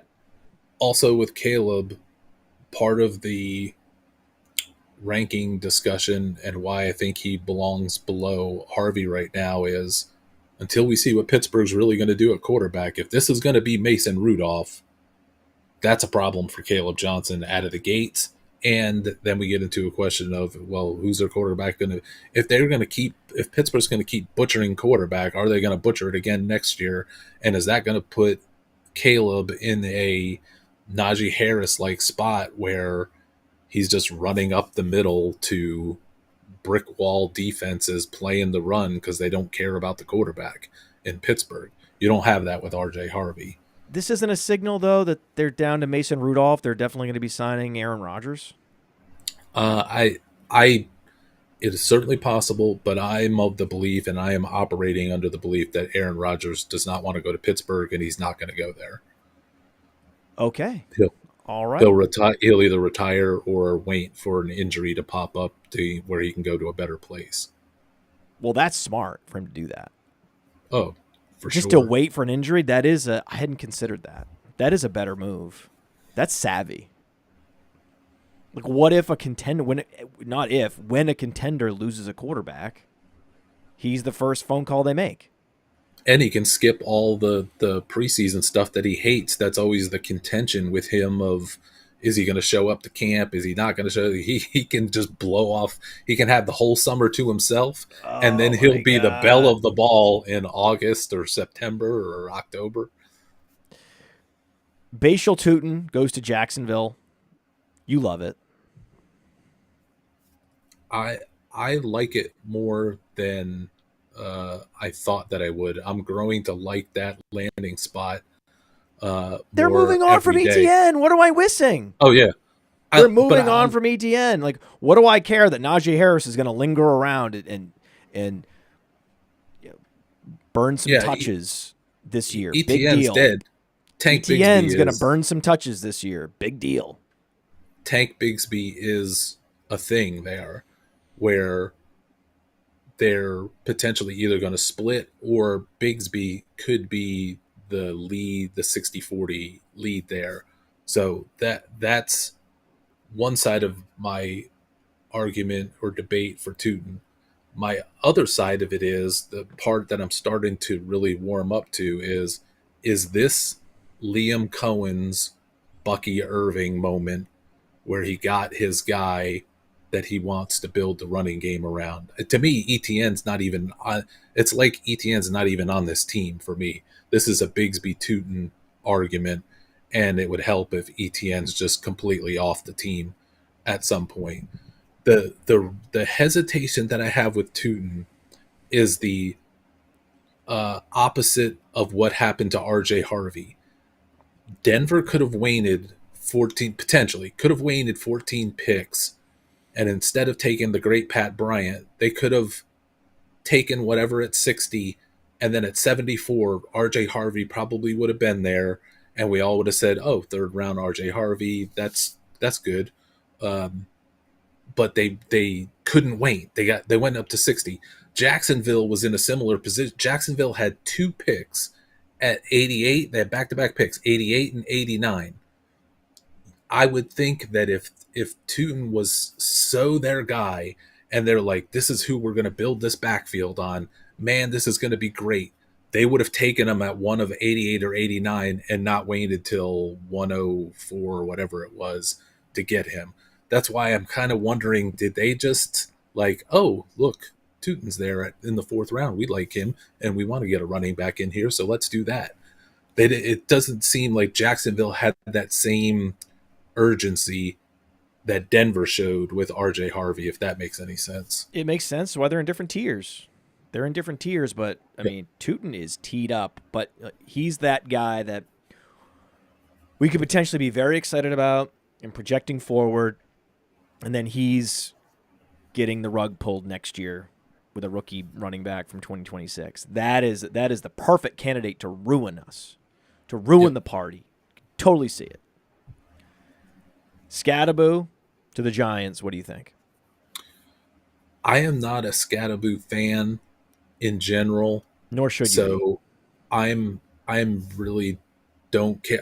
The only thing that it did was blow up any shreds of value that Tracy had to be, What? a full lead back, unquestioned lead back, because they're going to force Scattaboo into some work there. I was hoping that I was thinking the Giants would have gotten a better running back than Scattaboo, but Wait, what? and are it you would have saying? really blown up. Sometimes you confuse me. You Okay, you like Tyrone Tracy? I like Tyrone Tracy. Yeah, so you like Tyrone Tracy. This is good for Tyrone Tracy. The Giants needed a running back. Their running back room was depleted. They're moving on from Devin Singletary. They get no one behind him, Eric Gray. So you knew they were going to be investing in the running game, and the running back position particularly. And then they waited for the 4th round. And then the guy they got runs a 4.7. That's great for Tyrone Tracy. That actually retains some of his value. But because fantasy gamers are enamored with Cam Scattaboo for some reason, then it makes Tyrone Tracy suddenly, he goes from being a massive sell. He was one of the sells of all sells in Dynasty pre-draft. Now you sell off your Tracy, then you go back and you rebuy him. Now he's a value. Yeah, I agree with all of that. My concern with the Scattaboo as it pertains to Tracy is, will the Giants force Scattaboo into this mix like they would do with Singletary and Eric Gray and all of that, and just kind of muddy it up more than I want it to be? they're going to try to muddy it up. This is what these teams do. They're going to try to muddy it up, but it's not going to work. Right, just like the Raiders drafted Zamir White in the 4th round and tried to make him a thing, and he couldn't be. They're going to try, and they're going to fail, and it's going to. And Tyrone Tracy will survive and advance. That's all we're looking for Tyrone Tracy in Dynasty. Survive and advance, and he will. Woody Marks goes to Houston. I think that's one of the best landing spots possible for him, and it's just an unbelievable fit, right? It works out great for Marks. I'm not a big Marks guy, so I'm not super excited. I think he could get blown up next year. Sure. But right now, it's a great spot. Former receiver. Right? Yeah, he should blow right past Pierce as the number 2. We had a incredible run of satellite backs here. Woody Marks, yeah, he's going to be the number 2 there, but also involved in the passing game for an offense that suddenly looks pretty dynamic. Woody Marks, to me, is interesting and a guy I'm targeting. Jaden Blue in Dallas, clearly that's interesting. I would prefer Marks. I think a lot of people prefer Blue. I prefer Marks for the reasons I just outlined. But Jaden Blue, he is a good player. Underrated because he wasn't a big-time producer necessarily. It's funny because his headshot, and when you look at him, he looks bigger than he actually is. He's only 196 pounds. Like, how is this guy only 196 pounds? It's crazy. Isn't that wild? It's all from the neck up. It's crazy. Apparently. Yeah, he's only 5'9". So his BMI is actually not as bad as you might think. And when you go to his college production, interesting. He was 42 catches at Texas. That is interesting. At 11% target share at Texas. Wow. Given all the weapons they had there, pretty cool. When I scouted him, I was surprised in a similar vein as to Dylan Sampson. I had thought of Sampson and Blue as just these fast satellite guys, but really Blue and Sampson can be this new age 200 pounds or less lead running backs. They have that style. It's not because they're 200 pounds and the NFL is fine with 200-pound running backs now. It's that those guys run like lead backs and are a lot tougher. There's a lot of tape with Blue and Sampson where they're taking the ball near the goal line and running into resistance near the goal line, and they're just pushing it through and landing their touchdowns. I think Blue had like 14 touchdowns last year in a not full capacity workload. He's got a nose for the end zone because he's a lot tougher running back than the 196 pounds would seem like he'd be. Yeah, he's interesting. We're here in a weird place, an amazing place, really, from an analytics standpoint, with Dallas Cowboys, that they're now trying to just replace Rico Dowdle. Like, the standard they've set for running back is we just need a Rico Dowdle and we're fine. And if we lose Rico Dowdle to the Carolina Panthers, that's fine. We'll go get Jaden Blue, and he's our next Rico Dowdle. Survive and advance. We just needed to get him more blocking. That was the problem. And then Brashard Smith to Kansas City. The 7th-round capital's bad, but the Kansas City landing spot is picture perfect. Don't you love it? I don't love it. Because you're a Pacheco enthusiast. I'm a Pacheco enthusiast, but I think Kareem Hunt's going to be the lead running back in a split with Pacheco, and Smith's going to be a distant afterthought in that offense. And the kid from UCLA still has usefulness and ability. I can't think of his name last year, the undrafted free agent. I'm not thinking Smith's going to have any real impact this year. And then I don't know if they keep Pacheco next year or not. And if Well, they Pacheco do, is then very much at risk. You're yeah, right. Yeah, I think he's at risk from Kareem Hunt more yeah. than And Carson Steele Smith. is Carson Steele is not going Yeah, anywhere. and I Carson like Steele is going to Carson make the Steele too. roster. That's a very Yeah, interesting point. You forget about Carson Steele, but I mean, Brashard Smith fits the role they need. The Jerick McKinnon role. This is what they've needed. This Pacheco wasn't up for it. This is a fun role, but the way Kansas City's offense is, they don't use a satellite back as much because they're pretty much up big. They're trying to grind clock. They're leaning on their defense. If their defense takes a step back, then that makes Brashard Smith a little sexier. and they also got a guy. I'm gonna swerve off the tracks here for a second, and I'm trying to remember his first name. But in undrafted free agent, you think about Kansas City and their prowess with late round and undrafted free agent running backs. The kid, last name Jones, that they got as an undrafted free agent from SF Austin. His first name starts with a Q. I can't think of his full first name. He is something to look out for in the mix. Not saying he's going to jump the line and become a thing in 2025, but if you're looking at guys like that would be Kansas City investments for the future for next year.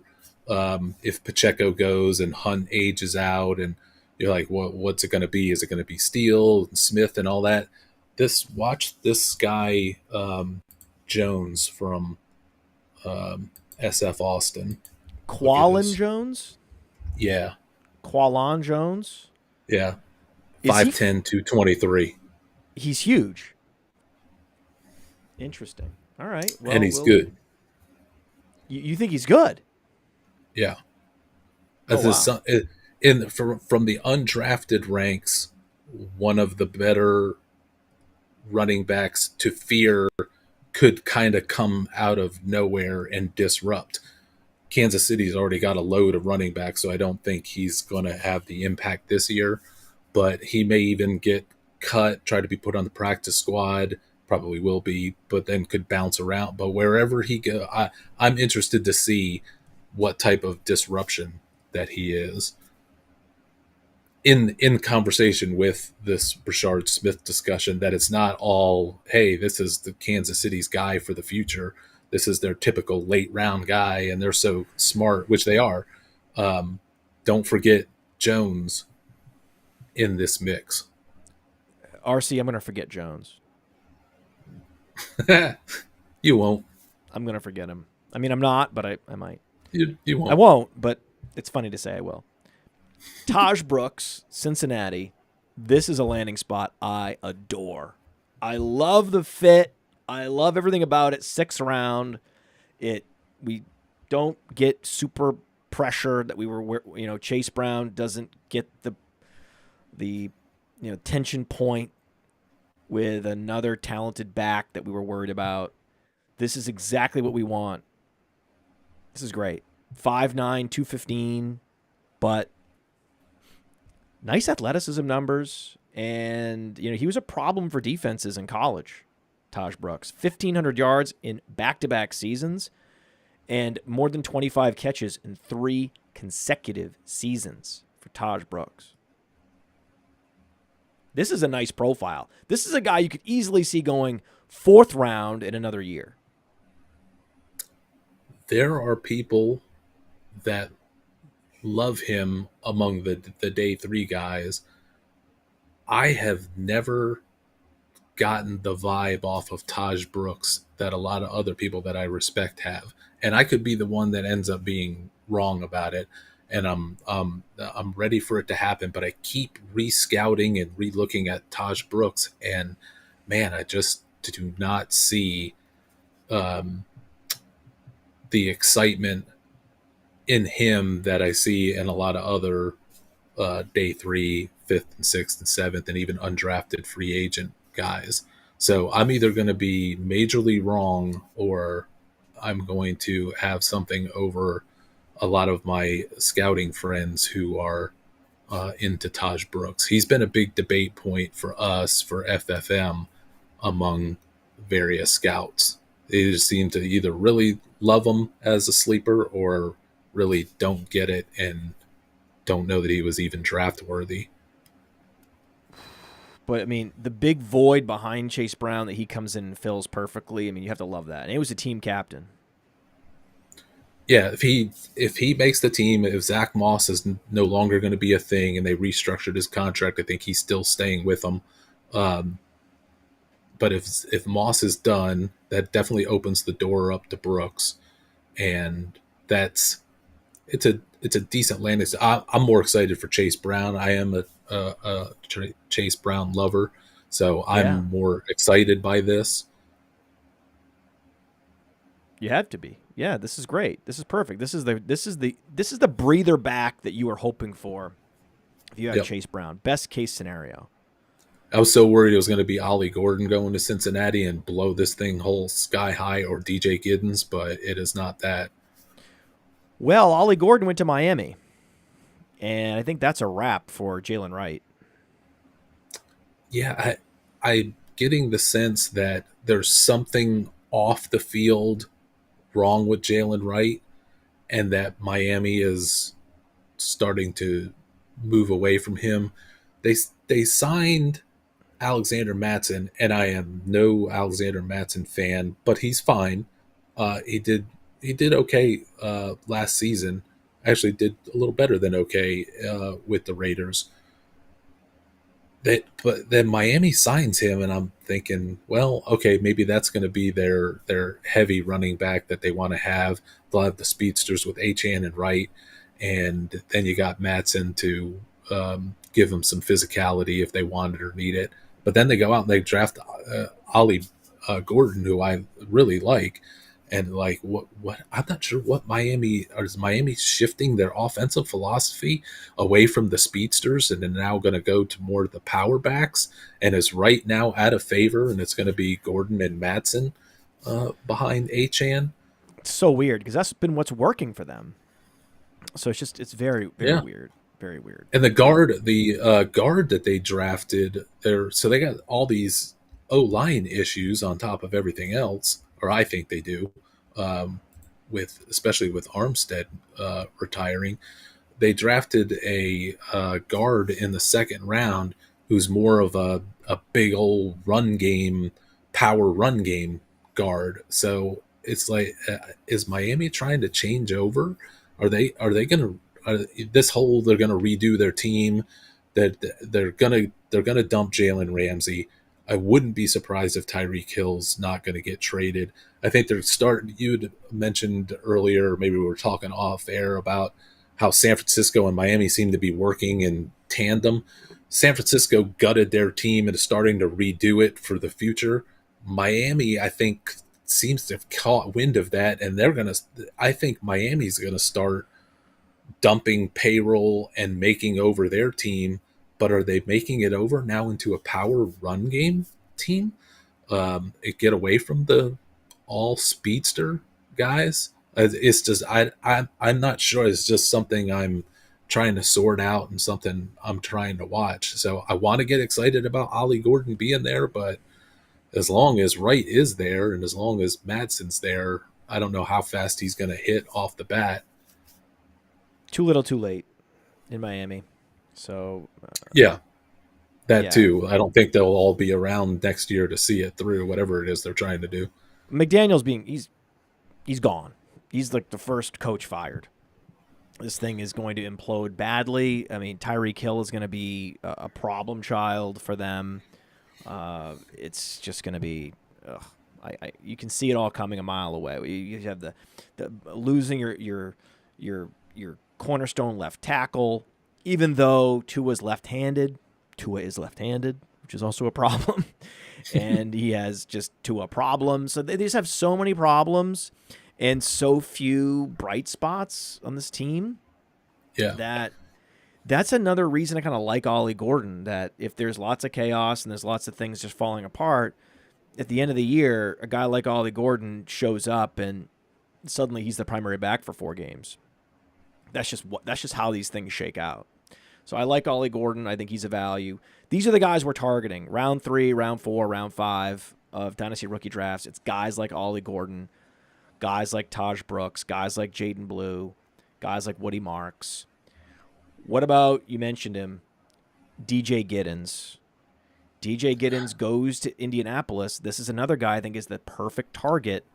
There's going to be more injuries in 2025 than we saw in 2024. 2024, massive outlier season for running back health. Impossible to replicate this year. We only had one top 25 fantasy points per game running back miss more than 3 games last year, and that was Christian McCaffrey. One of them that missed 3 games was Jonathan Taylor with his chronic ankle problems. So now you have DJ Giddens, an explosive, productive, young running back who can do it all, going to Indianapolis. You can see him seizing the primary backup job by the end of camp, and that is a very valuable role in fantasy football. That is a guy you're going to want to have in Dynasty, and he's going to be very available because, he went to no man's land, like he went to Indianapolis to die, until all the injuries start to hit the running back position again. And then guys like Jarquez Hunter, guys like DJ Giddens, all these guys that are buried, suddenly they become relevant. Damian Martinez, watch it happen. And the thing with Giddens is, I think above all of the other names in these later rounds, I think DJ Giddens was probably a top 5 running back talent in this class.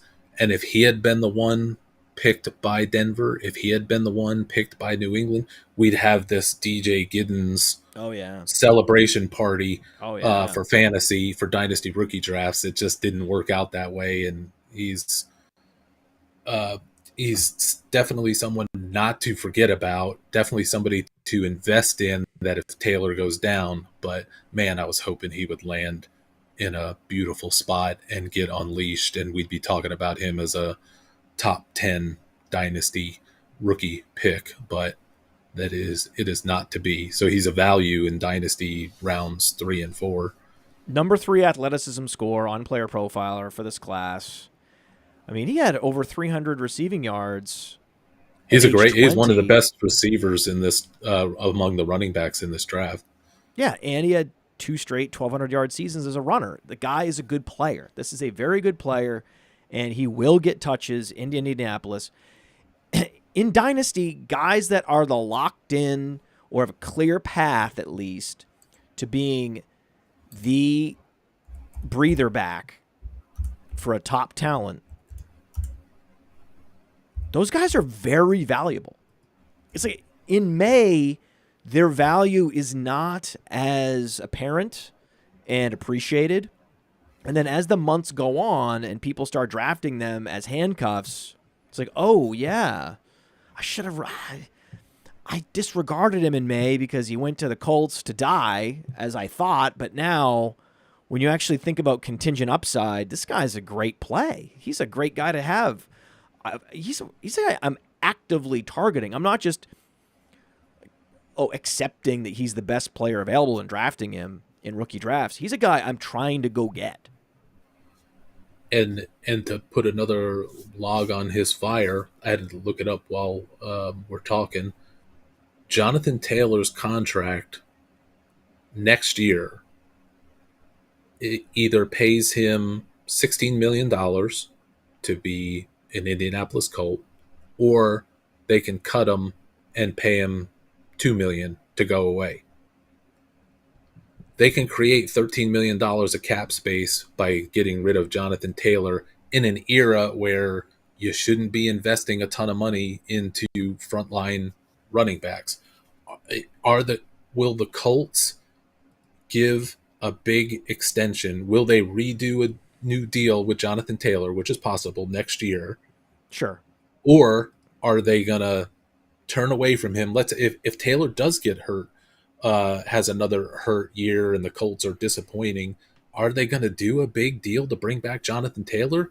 And then if Giddens gets these opportunities, even if it's just a couple times during the season because Taylor's out, and he shines a little bit, There it is. That's more fuel for them to just go, we're not investing in Jonathan Taylor anymore. Remember the last time we got into a contract thing with this guy? He was a big pouty mess, and then we had to overpay him for him to come back. But if Giddens if Giddens shines, then that gives them more fuel to just get rid of Taylor. Before, with Taylor, last year, who cared about Sermon and Goodson and Hull? But Giddens is a whole different beast. Oh, dude. Yeah, it's so much different. Another guy that landed well, the steal of the draft, really, Devin Neal, right? Steal of the draft at the 608. Come on now. We knew this was out there. Coming in to this draft, we knew there were going to be a couple running backs, premium talents, that made it all the way to the 6th round, and Devin Neal was one of them. I was shocked. I thought the NFL would love a guy like this. I hate Devin Neal. Really? I am not in the Devin Neal business. What did Devin Neal do to you to put you in this headspace with him? I don't.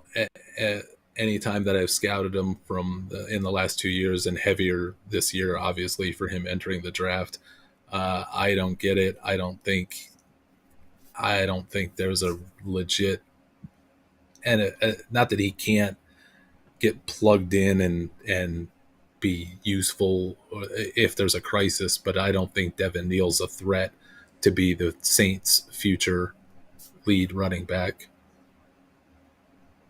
I think he's just a guy. Okay. All right. Well, he's just a guy then. This has to be one of the more polarizing running backs in that case. Because a lot of people like him. There are a lot of people that do like him. I see that. And I'm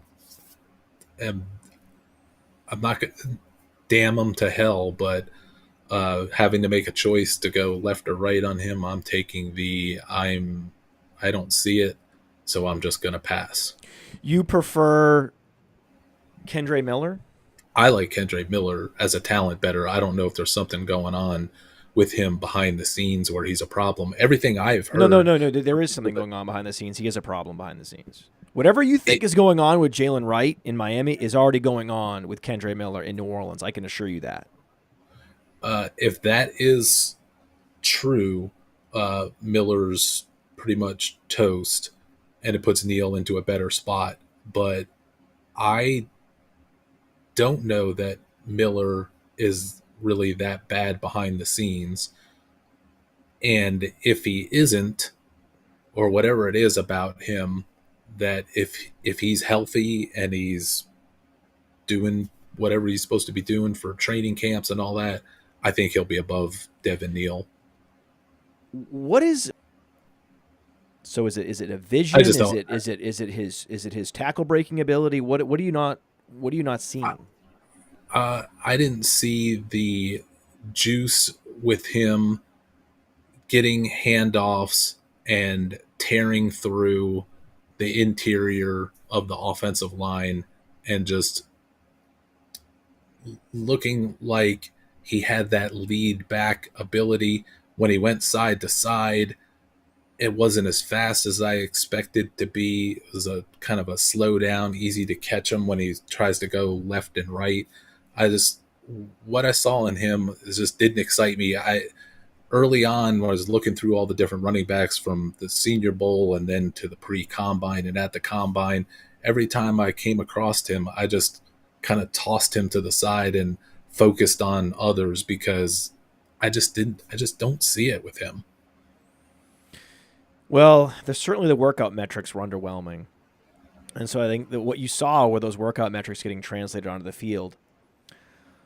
Now, we had a funny comment from someone. You know, I mentioned that Taj Brooks was a team captain. And Mark Grebler in the chat says that Roshan was a team captain. And the last time I checked, Roshan was like the big winner from the draft other than DeAndre Swift. So if you're taking this as an opportunity to fade Roschon Johnson, you are doing it wrong. I agree until we find out that Nick Chubb signs with the Bears today. Did he sign?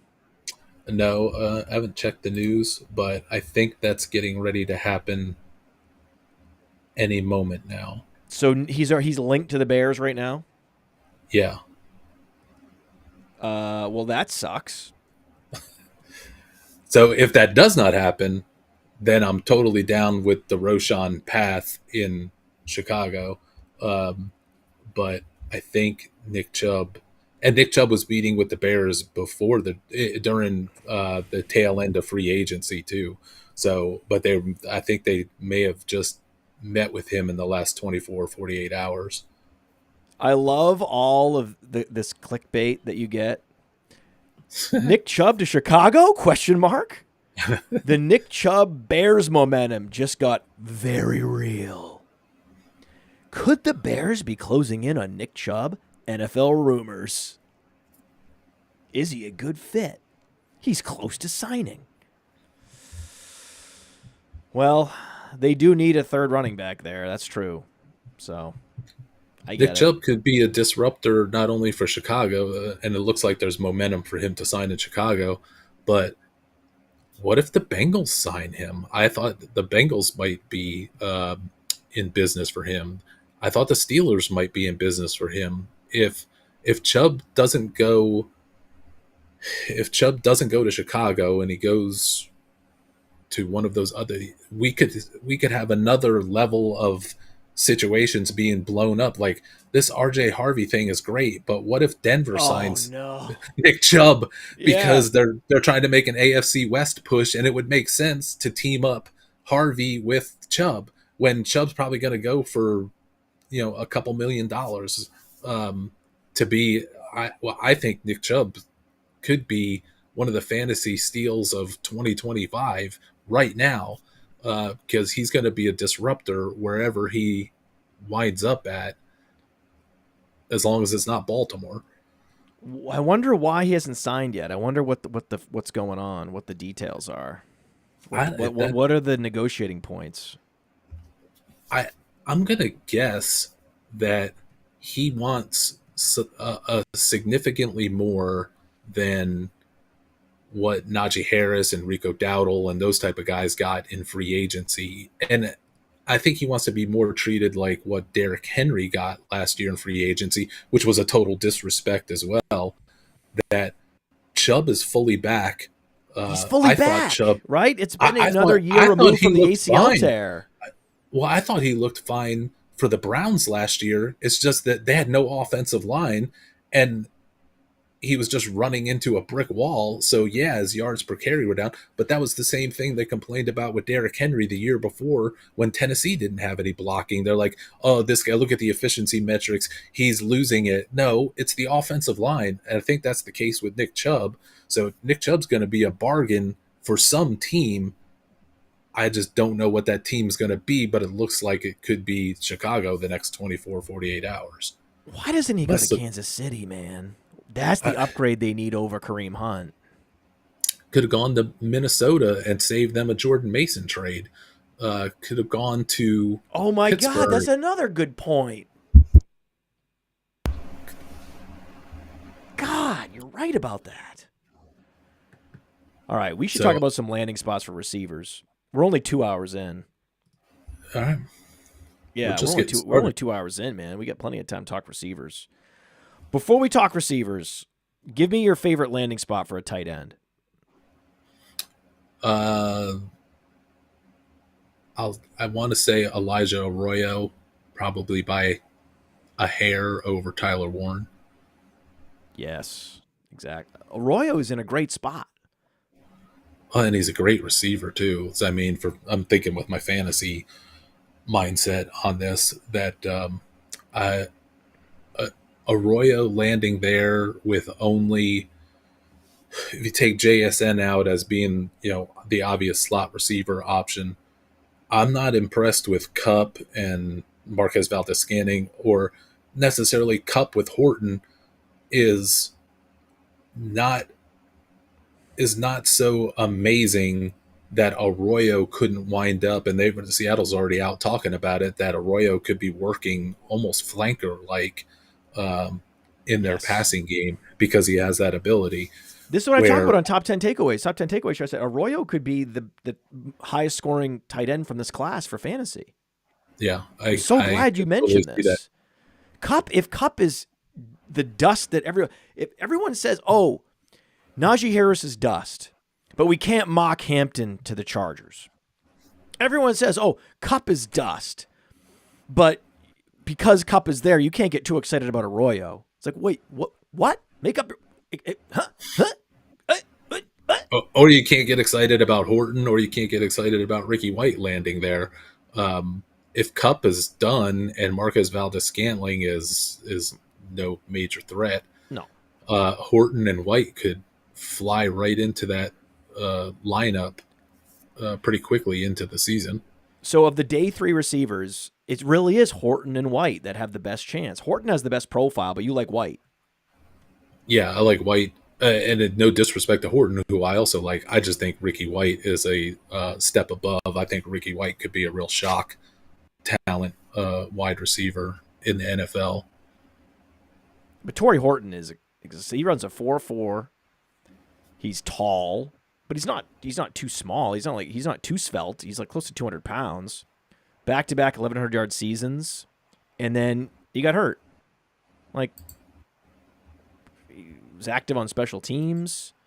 This is the type of guy I like. I mean, sophomore season, 35% target share. RC, man. And then because of the injury, he falls to round 5. This is the guy. This is the sleeper wide receiver from this class. But you have Ricky White.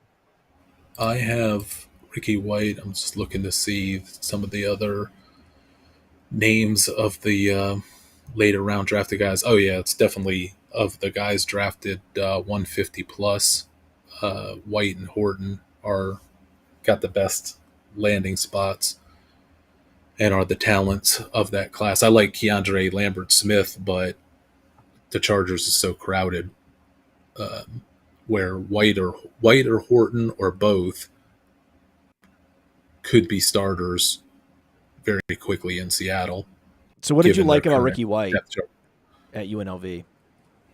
Ricky White has a little bit of the Kyle Williams in him, the ability to get the route running, the quick feet off the snap. I was surprised by his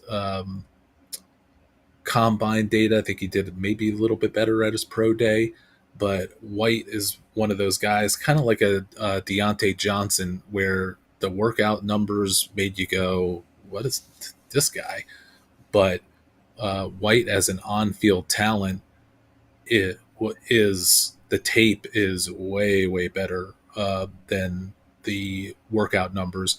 And his How did career, they get in the 7th round, they get a 1,500-yard receiver with a 35% target share?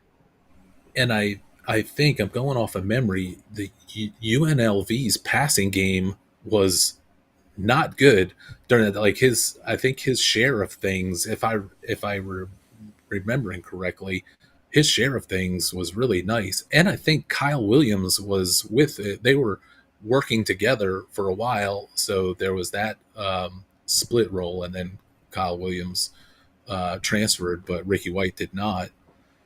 Okay, we're going to talk about Kyle Williams in a minute, but let's get to Tet. We should get to Tet, right? Mm-hmm.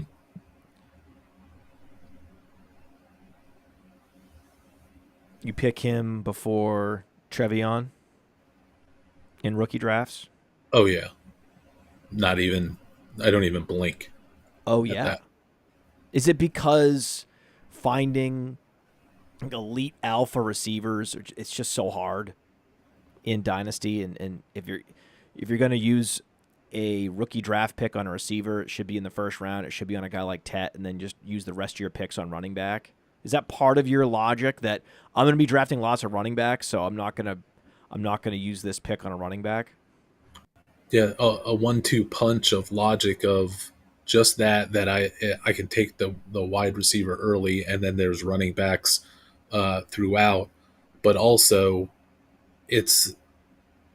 I think McMillan is possibly going to be up there with the rarefied, the Justin Jefferson, the Malik Neighbors type level elite productive wide receivers. He has that kind of talent. I have no questions on him. All the he can't separate and all that to me is completely ridiculous. I think he's by far in a class of very good wide receivers. He's by far above it in talent. Whoa. Whoa. But everyone's saying that Travis Hunter is as good or better. Literally everyone. Like, you're the only one that has said Tet is a tier above Travis Hunter in the talent department. I've never heard that. In fact, what I've heard from Todd McShay is that Tet McMillan lacks courage over the middle.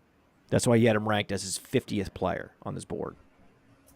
Yeah, and then that's why the entire NFL break at the very end during draft week was Tet might go 4, Tet might go 5, and he ends up going top 10 when McShay's got him in the top 50. I think all of the negatives of Tet that they tried to throw out there never made any sense to me. His college separation metrics and output was top of the class with side note, let me pull this in. I think the number one college separation wide receivers number in the past 2 years, I think since 2023, I think it's Jaden Higgins was 1, McMillan was like number 2, really close. But in that top 5, and I can't remember who the third one was, but it makes total sense who it was. But Ricky White was in that top 5 of separation metrics. Maybe it was Kyle Williams, that was the other one. But back to the Ricky White thing. Ricky White has some of the highest separation metrics of this college wide receiver class, but so did McMillan. And I think the McMillan size, I think the best hands, some of the best hands I've seen since like a Larry Fitzgerald, but then he's at the plus size. He's got the huge range to make catches. I think he's a great route runner. To me, he's flawless. The Bryce Young being his quarterback is about the only flaw I can see in McMillan. And I really like Travis Hunter. And even if somebody wanted to say, "Oh, Travis Hunter, he's the next Garrett Wilson. He's better. He should be a nudge better than McMillan." Okay, but what if Travis Hunter is just a part-time wide receiver? Ted McMillan is not going to be playing 50% of the snaps in Carolina as a wide receiver. He's going to be the number one wide receiver that's on the field all the time. I don't know what Travis Hunter's going to be doing from one game to the next. So I love Travis Hunter's talent, but for fantasy, I don't know how much he's going to play at wide receiver. He's the number 2. We know that. We know that Tet's the number 1, and we know that Travis Hunter's the number 2. Now, I think the targets will consolidate, and they'll both be very productive. Mm-hmm. It's a boon for, one of the big winners is Trevor Lawrence. Right? I think that you could argue 2 of the biggest winners from this draft were Trevor Lawrence and C.J. Stroud. I think there's one other quarterback that should get put into that list that I don't hear get pulled into that list that much. Stroud makes a ton of sense. Lawrence makes a ton of sense. Well, let me guess. Go ahead. Yep. Sam Darnold. No. But Sam Darnold. Okay. What about Justin Herbert? Oh. He just got Trey Harris and that Lambert kid from Auburn who's really good. And he gets a real running back. And he gets Gadsden at wide receiver, who is arguably a possible top 3, 4 fantasy tight end built for fantasy. Great idea. That's great. Yeah. Why not? So I'm down with the Stroud thing and Trevor Lawrence. I mean, they're both winners, but Herbert should be in that same discussion. So you do believe that Travis Hunter landed well? I think Travis Hunter is a sensational talent, could be a generational football prospect. For fantasy, there's too many I don't knows, too many dark clouds over him for me to try to put him into the top 3. I mean, I'd love to have him, but I'm not using a top 3 or top 4 pick on somebody who may be a part-time wide receiver, who's instantly the number 2 wide receiver for their team if he is just a full-time wide receiver. But he's not going to be a full-time wide receiver. He's going to be a split role wide receiver and corner, as he should, which is great for the NFL, but it's not great for fantasy. So I don't see the path where Hunter, we wake up in 2 years and Travis Hunter is the elite 95% of the snaps playing number 1 wide receiver for the Jacksonville Jaguars. And Brian Thomas is just on the other side of the field watching it all happen. But McMillan just effectively ended the career of Xavier Leggett, Correct, who they were already down on. And I like Jalen Coker, but it's a different wide receiver, and it's not the threat to take down McMillan. And I think they're going to coexist really nicely. I think Coker and McMillan will coexist nicely, and Coker is a buy. Because McMillan goes there, it suppresses Coker's dynasty value, and I think for that, Coker's a buy. Golden goes to the Packers. The receivers generally did not land that well. They either landed in competition with each other, like in Houston with the Iowa State boys, or you had them landing in places like where Luther Burton goes to Chicago, and there's no hope, no immediate hope for even being number 2 on the target totem pole, and that's not great. So there were places that they could go. Like I wanted Matthew Golden to go to Seattle very badly. And it was a perfect fit there. It would have been great. Pocket passer. But no. He goes to Green Bay, which on the surface it seems muddy. But I think it is all going to shake out really nicely.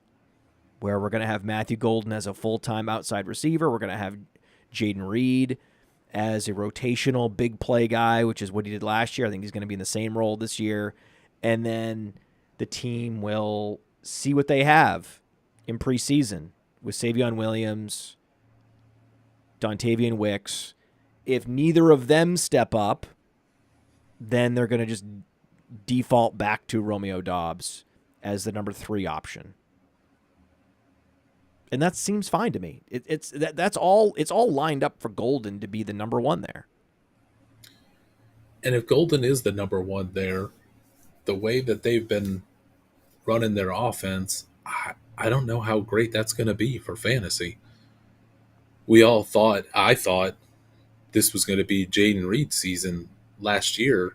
And once they got a hold of Josh Jacobs, they're like, well, let's just run the ball every play. See how that works. And Jaden Reed had like a hot first game or 2 and then completely died. And Romeo Doubs died and Christian Watson died. And it's like, is Golden the next to go there and die? While they all stand around and watch Josh Jacobs run another play up the middle. I like Golden there. I think Golden is a better player than his stats suggested because he had a big late season surge. And you can see just the way he carries himself versus some of these other players, especially like Bond versus Golden. It's interesting. He seems very pro-ready. He came out early. He could have stayed, made millions of dollars in NIL money. He didn't. There's a lot about Matthew Golden I really like. Igbuka goes to the Buccaneers. He's going to be parked for at least a year. So that's not the best landing spot. Do you think he's a Only value in Dynasty as a guy that you want to just, draft and then hope that his role grows over time, or do you think he's buried? I'm not a big fan of him as it is. I think he's fine, but I don't think he's a difference maker. It's good to be the slot receiver for Baker Mayfield, but if Godwin is fine, it's going to be Godwin Oh yeah, in that role. yeah, So it's gonna be I God. It's just just like it's gonna be Nick Chubb. Nick Chubb's gonna be yeah, fine. Wherever he goes, he's gonna get fed. It's Godwin's gonna be fine. He's gonna be fed. Who would you rather draft? Would you rather have Igbuka or would you rather have Luther Burden?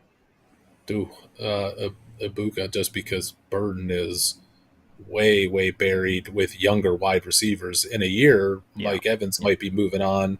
Godwin, has had a couple of big injuries in his career. So from that standpoint, I'd go Ibuka. I love the fit in Los Angeles with Trey Harris. I love that he could play X, that McConkey can play Z, and they can consolidate around those guys.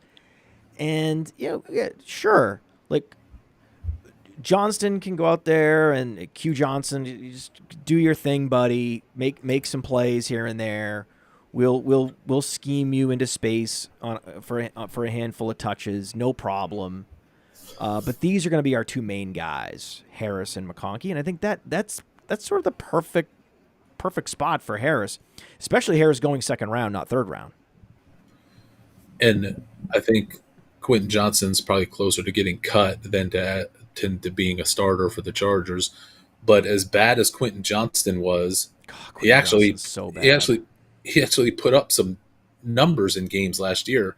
So now if you put Trey Harris getting that work, plus he can actually catch the ball, so Trey Harris is going to take the leftovers from Quentin Johnston and then take them to a whole other level.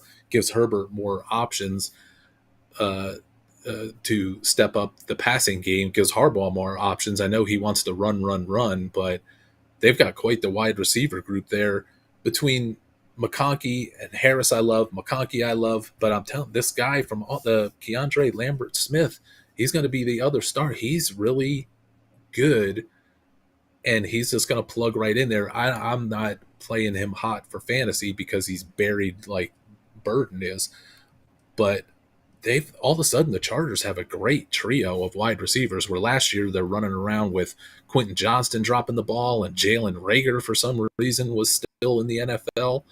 Now they've got legit wide receivers across the board in Los Angeles.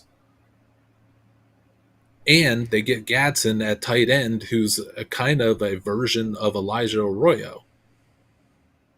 No, it's very interesting, man. Yeah, Gadsden going that's the tight end landing spot. No one talks about that as a juicy spot. Yeah. Gadsden going to Los Only hurt. Angeles.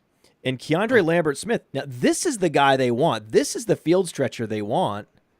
This is the guy that should be out there, creating room for McConkey underneath, not Quentin Johnston. Quentin Johnston doesn't have the speed.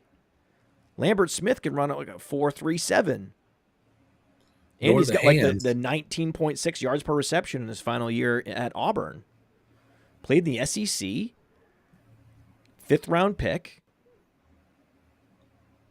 He's really solid. He's kind of, for me, he's in that from a talent perspective, kind of like Torrey Horton is, like just professional wide receivers. I don't know if they're going to blow it up for fantasy purposes, but they're just professional, good wide receivers. This is one of, if not the closest comp in the player profiler database, is Lambert Smith to Darius Slayton. They even both went to Auburn. How about that? How crazy is that? Same metrics, same stats, both went to Auburn. In a good way. You want to earn a number 3 receiver job, you want to be Darius Slayton. In like a outside, stretch the field, boundary player, that's Darius Slayton, who is, relatively productive, has weeks, has some fantasy relevant boom weeks, but is mostly, not interesting. But like has a reasonable and lucrative professional career. Keandre Lambert-Smith. I see Darius Slayton in your future. And they didn't draft two receivers in a draft because two of them before pick 160. And then if you throw in Gadsden, it's like 3 wide receivers by 170 because they're in love with Quentin Johnston's future. So a couple more landing spots that are interesting. Ty Felton goes to the Vikings in the 3rd round. He's kind of got a nice clear path to be the number 3 there, right? So that's interesting. We talked about Kyle Williams. Kyle Williams going to be the guy that's in the mix from this draft with everybody else there, with Kayshon Boutte, and it's just, are you thinking that Kyle Williams can rise up and seize that number 1 job, or are they going to see what they have with Javon Baker, and this is just going to be a big, hey, join this mix of a bunch of guys, and you're all are going to get targets this year, but the idea that there is an alpha in this group is sort of a fairy tale. Kyle Williams is the best wide receiver on the Patriots, and it's not even close. Well, that's great to hear, man. I mean, he is comparable to which Rashad makes Bateman. it a sensational landing spot. He's got he has the best spot. It's the clear path. They drafted him over Jalen Knoll, didn't they?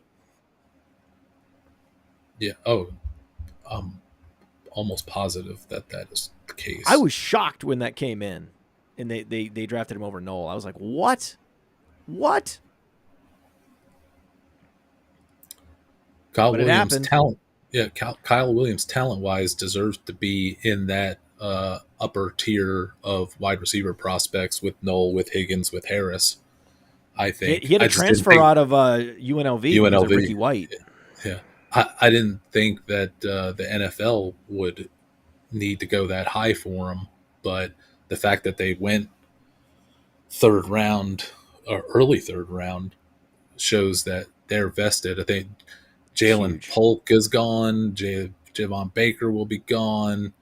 They'll wash through the veteran wide receivers that they have there. Boutte is nothing. Demario Douglas. Demario Douglas is a slot receiver. Yeah, this guy, man, he has the path. Receiver. He hit the nuts with the landing spot. Man, if Knoll had hit, I'm going to get over it. I'm going to get over it. Knoll didn't land with the Patriots. Neither did Higgins. It's Kyle Williams. It's time to get on board with Kyle Williams. That's the bottom line. Yep. Yeah, I mean, look at the production. Like close to a 70% catch rate last 2 seasons. Put up the big yards per reception even. I like it. And outside the numbers, just from a tape perspective, there are 4 or 5 guys on tape that are so great at running routes, and I mean like quickness right off the snap to get open to the point. Ladd McConkey is probably the Greek god of being able to get open off the snap where he's virtually uncoverable. But Higgins and Knoll and Kyle Williams are guys that are just like that. And the college ranks are just pouring in these well-trained, fast feet, get open quick guys, and Kyle Williams is one of those guys, and he's got a clear path that I wish Jaden Higgins would have got, I wish Knoll would have got, but Kyle Williams is the winner. Who's going to be the 3rd option there with Kirk playing slot? Who's going to be the other option starting in Houston between Knoll and Higgins? I would guess it would be Higgins because of the size. I wouldn't be surprised if they, into the season, Knoll just kind of slowly creeps in and takes over for Kirk, and we just Kirk becomes a thing that they cut a couple, 5 or 6 weeks into the season and just start to go all in with Noel, Higgins, Nico. But I think you can make Higgins not only a big outside receiver, kind of like Nico, but you could also put Higgins in the slot because he is Higgins may be the quickest footed, fastest foot, get open off the snap guy that there is. And oh, by the way, he's also 6'4".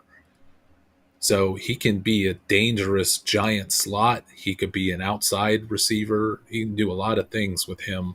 So I think he'll fit in more, especially if they're gonna put Kirk in the slot to start. Yeah, we are 11 likes away from 100 on YouTube. 11 likes away from 100. Go ahead and like the show if you haven't liked it already. If you like what RC's doing, we're now way over 2 hours. Share the podcast if you're listening to it on the podcast. You mentioned a player earlier, and I shuffled it away because we're here at the end. There's only a handful of receivers left to talk about. I'm going to bring him back. There is I'm bracing those myself. that were listening earlier. You will not be surprised when we bring this player back. But before we do, I want to talk about the day 3 receivers that have some potential. We talked about Torrey Horton. Jalen Lane goes to Washington. Fine, but he's buried. Jalen Royals to Kansas City. Okay, so 2 receivers we're going to talk about. Jalen Royals and then mystery receiver X. Jalen Royals is teed up, man, because there are some concerns around Xavier Worthy and some allegations that are surfacing in Texas. We don't know whether Rashee Rice is going to be suspended this year or not. It's possible that actually Worthy suspended for more games this year than Rice. That's a real possibility. But the Kansas City Chiefs decided in the 4th round they were going to go with Jalen Royals, who is just a very clean, productive prospect across the board, prototypical size, prototypical athleticism. There's just not a lot to hate with Jalen Royals, and now that he goes to Kansas City, there's a lot to like, just in terms of upside. Yeah, I'm a fan, and this could be... Thank God I was so worried. I set that whole thing up. Remember last time I set that whole thing up, and you're like, yeah. I think he stinks. And I'm like, okay, Devin Neal, noted. So I was so worried I was running into a Devin Neal buzzsaw here from RC Fischer. I really was. I was terrified. So thank God. No, I'll hold hands. I'm with you. For all the reasons that you said, this could be one of the great landing spots, because I think Rice is going to get suspended, but I don't think we've seen the end of the Rashee Rice problems. I don't know what Kansas City's doing with the background checks of who they're drafting, but it may open the door to Jalen Royals having a way better instant impact season than anybody could have imagined. Well, Jalen Royals, just from his headshot, he looks like a nice guy. Yeah. Is that the House of Representatives? Yeah, he looks like a perfectly nice guy. You see these guys, some of these guys look menacing in their headshot. This guy's like, hey, man, what's up? I'm like, hey, buddy, how's it going? So I'm glad you feel that way. Thank God. Okay. I'm going to get you out of here. We're going to talk about one guy that, player you mentioned briefly, but I am paying attention. Okay? Mm-hmm. We'll count it down. If you're in the car, you're listening, wherever you are, count it down with me. 3, 2, 1. Up on the screen is Pat Bryant. How do you feel about Pat Bryant? You might feel my hand starting to unclutch from yours after the Royals. We were going off the cliff together in Royals. I'm I think Pat Bryant is a fine professional. Wait, what? No, Number you 3, said number that 4 you said wide the receiver. great Pat Bryant earlier, didn't you? No, Or was that in? Were you being sarcastic? no, I don't think we talked about Pat Bryant I at could have. all. I thought you said the great Pat Bryant. No, Oh no, I don't like Pat Bryant either. yeah, Wait, I so don't you don't either. like him? No, Oh God, damn it! All right, well, I guess neither of us like him. Why did they I, draft him in the 3rd round? that's what's got me confused because I think Devon Vele looked terrific last year, and Marvin Mims came on like a hurricane at the end of the year, and I assume they're going to re-sign Sutton unless this is um, a hedge that they're going to move on from Sutton. But I don't know why they would this particular year with them on the rise. They're not going to go with an all young rookie type wide receiver group. So Sean Payton said something about him being the Mike Thomas, which might have been great in 2019, but I don't know that No. Pat Bryant This is was just a Michael bad Thomas to pick. begin with. This was somebody Yeah. saw some tape of this guy, making some plays, and they extrapolated it out, and then they decided to draft him. That's all that happened here. That's it, and that happens every year. You go back and you look at the 3rd round wide receivers every year. There's a number of busts. They're mostly busts. This guy, Pat Bryant's a total bust, so don't draft. He's undraftable. Do not draft him. I'd rather draft a guy like Torrey Horton, who's a 6th round pick. If they drafted Torrey Horton there, that would have been cool. Yeah. Right? We would have tried to find a way to get excited about that. But no, not Pat Bryant. So RC, I just wanted to thank you again for coming on. You are an absolute trooper. And the audience is just desperate for your analysis at all times, and we appreciate you coming on. I know you're going to go draft on Fast Draft. There's another draft about to fill on Origins, and you're going to take advantage of all your knowledge, monetize your knowledge of rookies, as others are doing, right? They are taking all this knowledge and they're banking it, and like Alex Dunlap won like $8,000. He was number 2 in the big Origins tournament last year. So yeah, and you're sharing that knowledge with others so they can go out and make money as well. The promo code on Fast Draft is FFM, which stands for Fantasy Football Metrics. That is RC Fisher's site. Check it out. FF Metrics. RC Fisher. It was a real pleasure, my friend. Appreciate the invite. Appreciate everyone who's in live attendance. Your subscribers and viewers have been so great, with the exception of a couple who tell me some weird things to do with my football takes. But the vast majority are super sweet and nice. So always appreciate being on. Till next time. From the Podfather to you, I deeply appreciate you tuning in. And many ask, what can I do? What can I do to help support the hosts, the research they do, the production costs? Go to playerprofiler.com, Dynasty Deluxe, World Famous Draft Kit, Rankings, DFS Dominator, and of course, data analysis. Subscribe to any one of those, and you support all of us and take Player Profiler to the moon.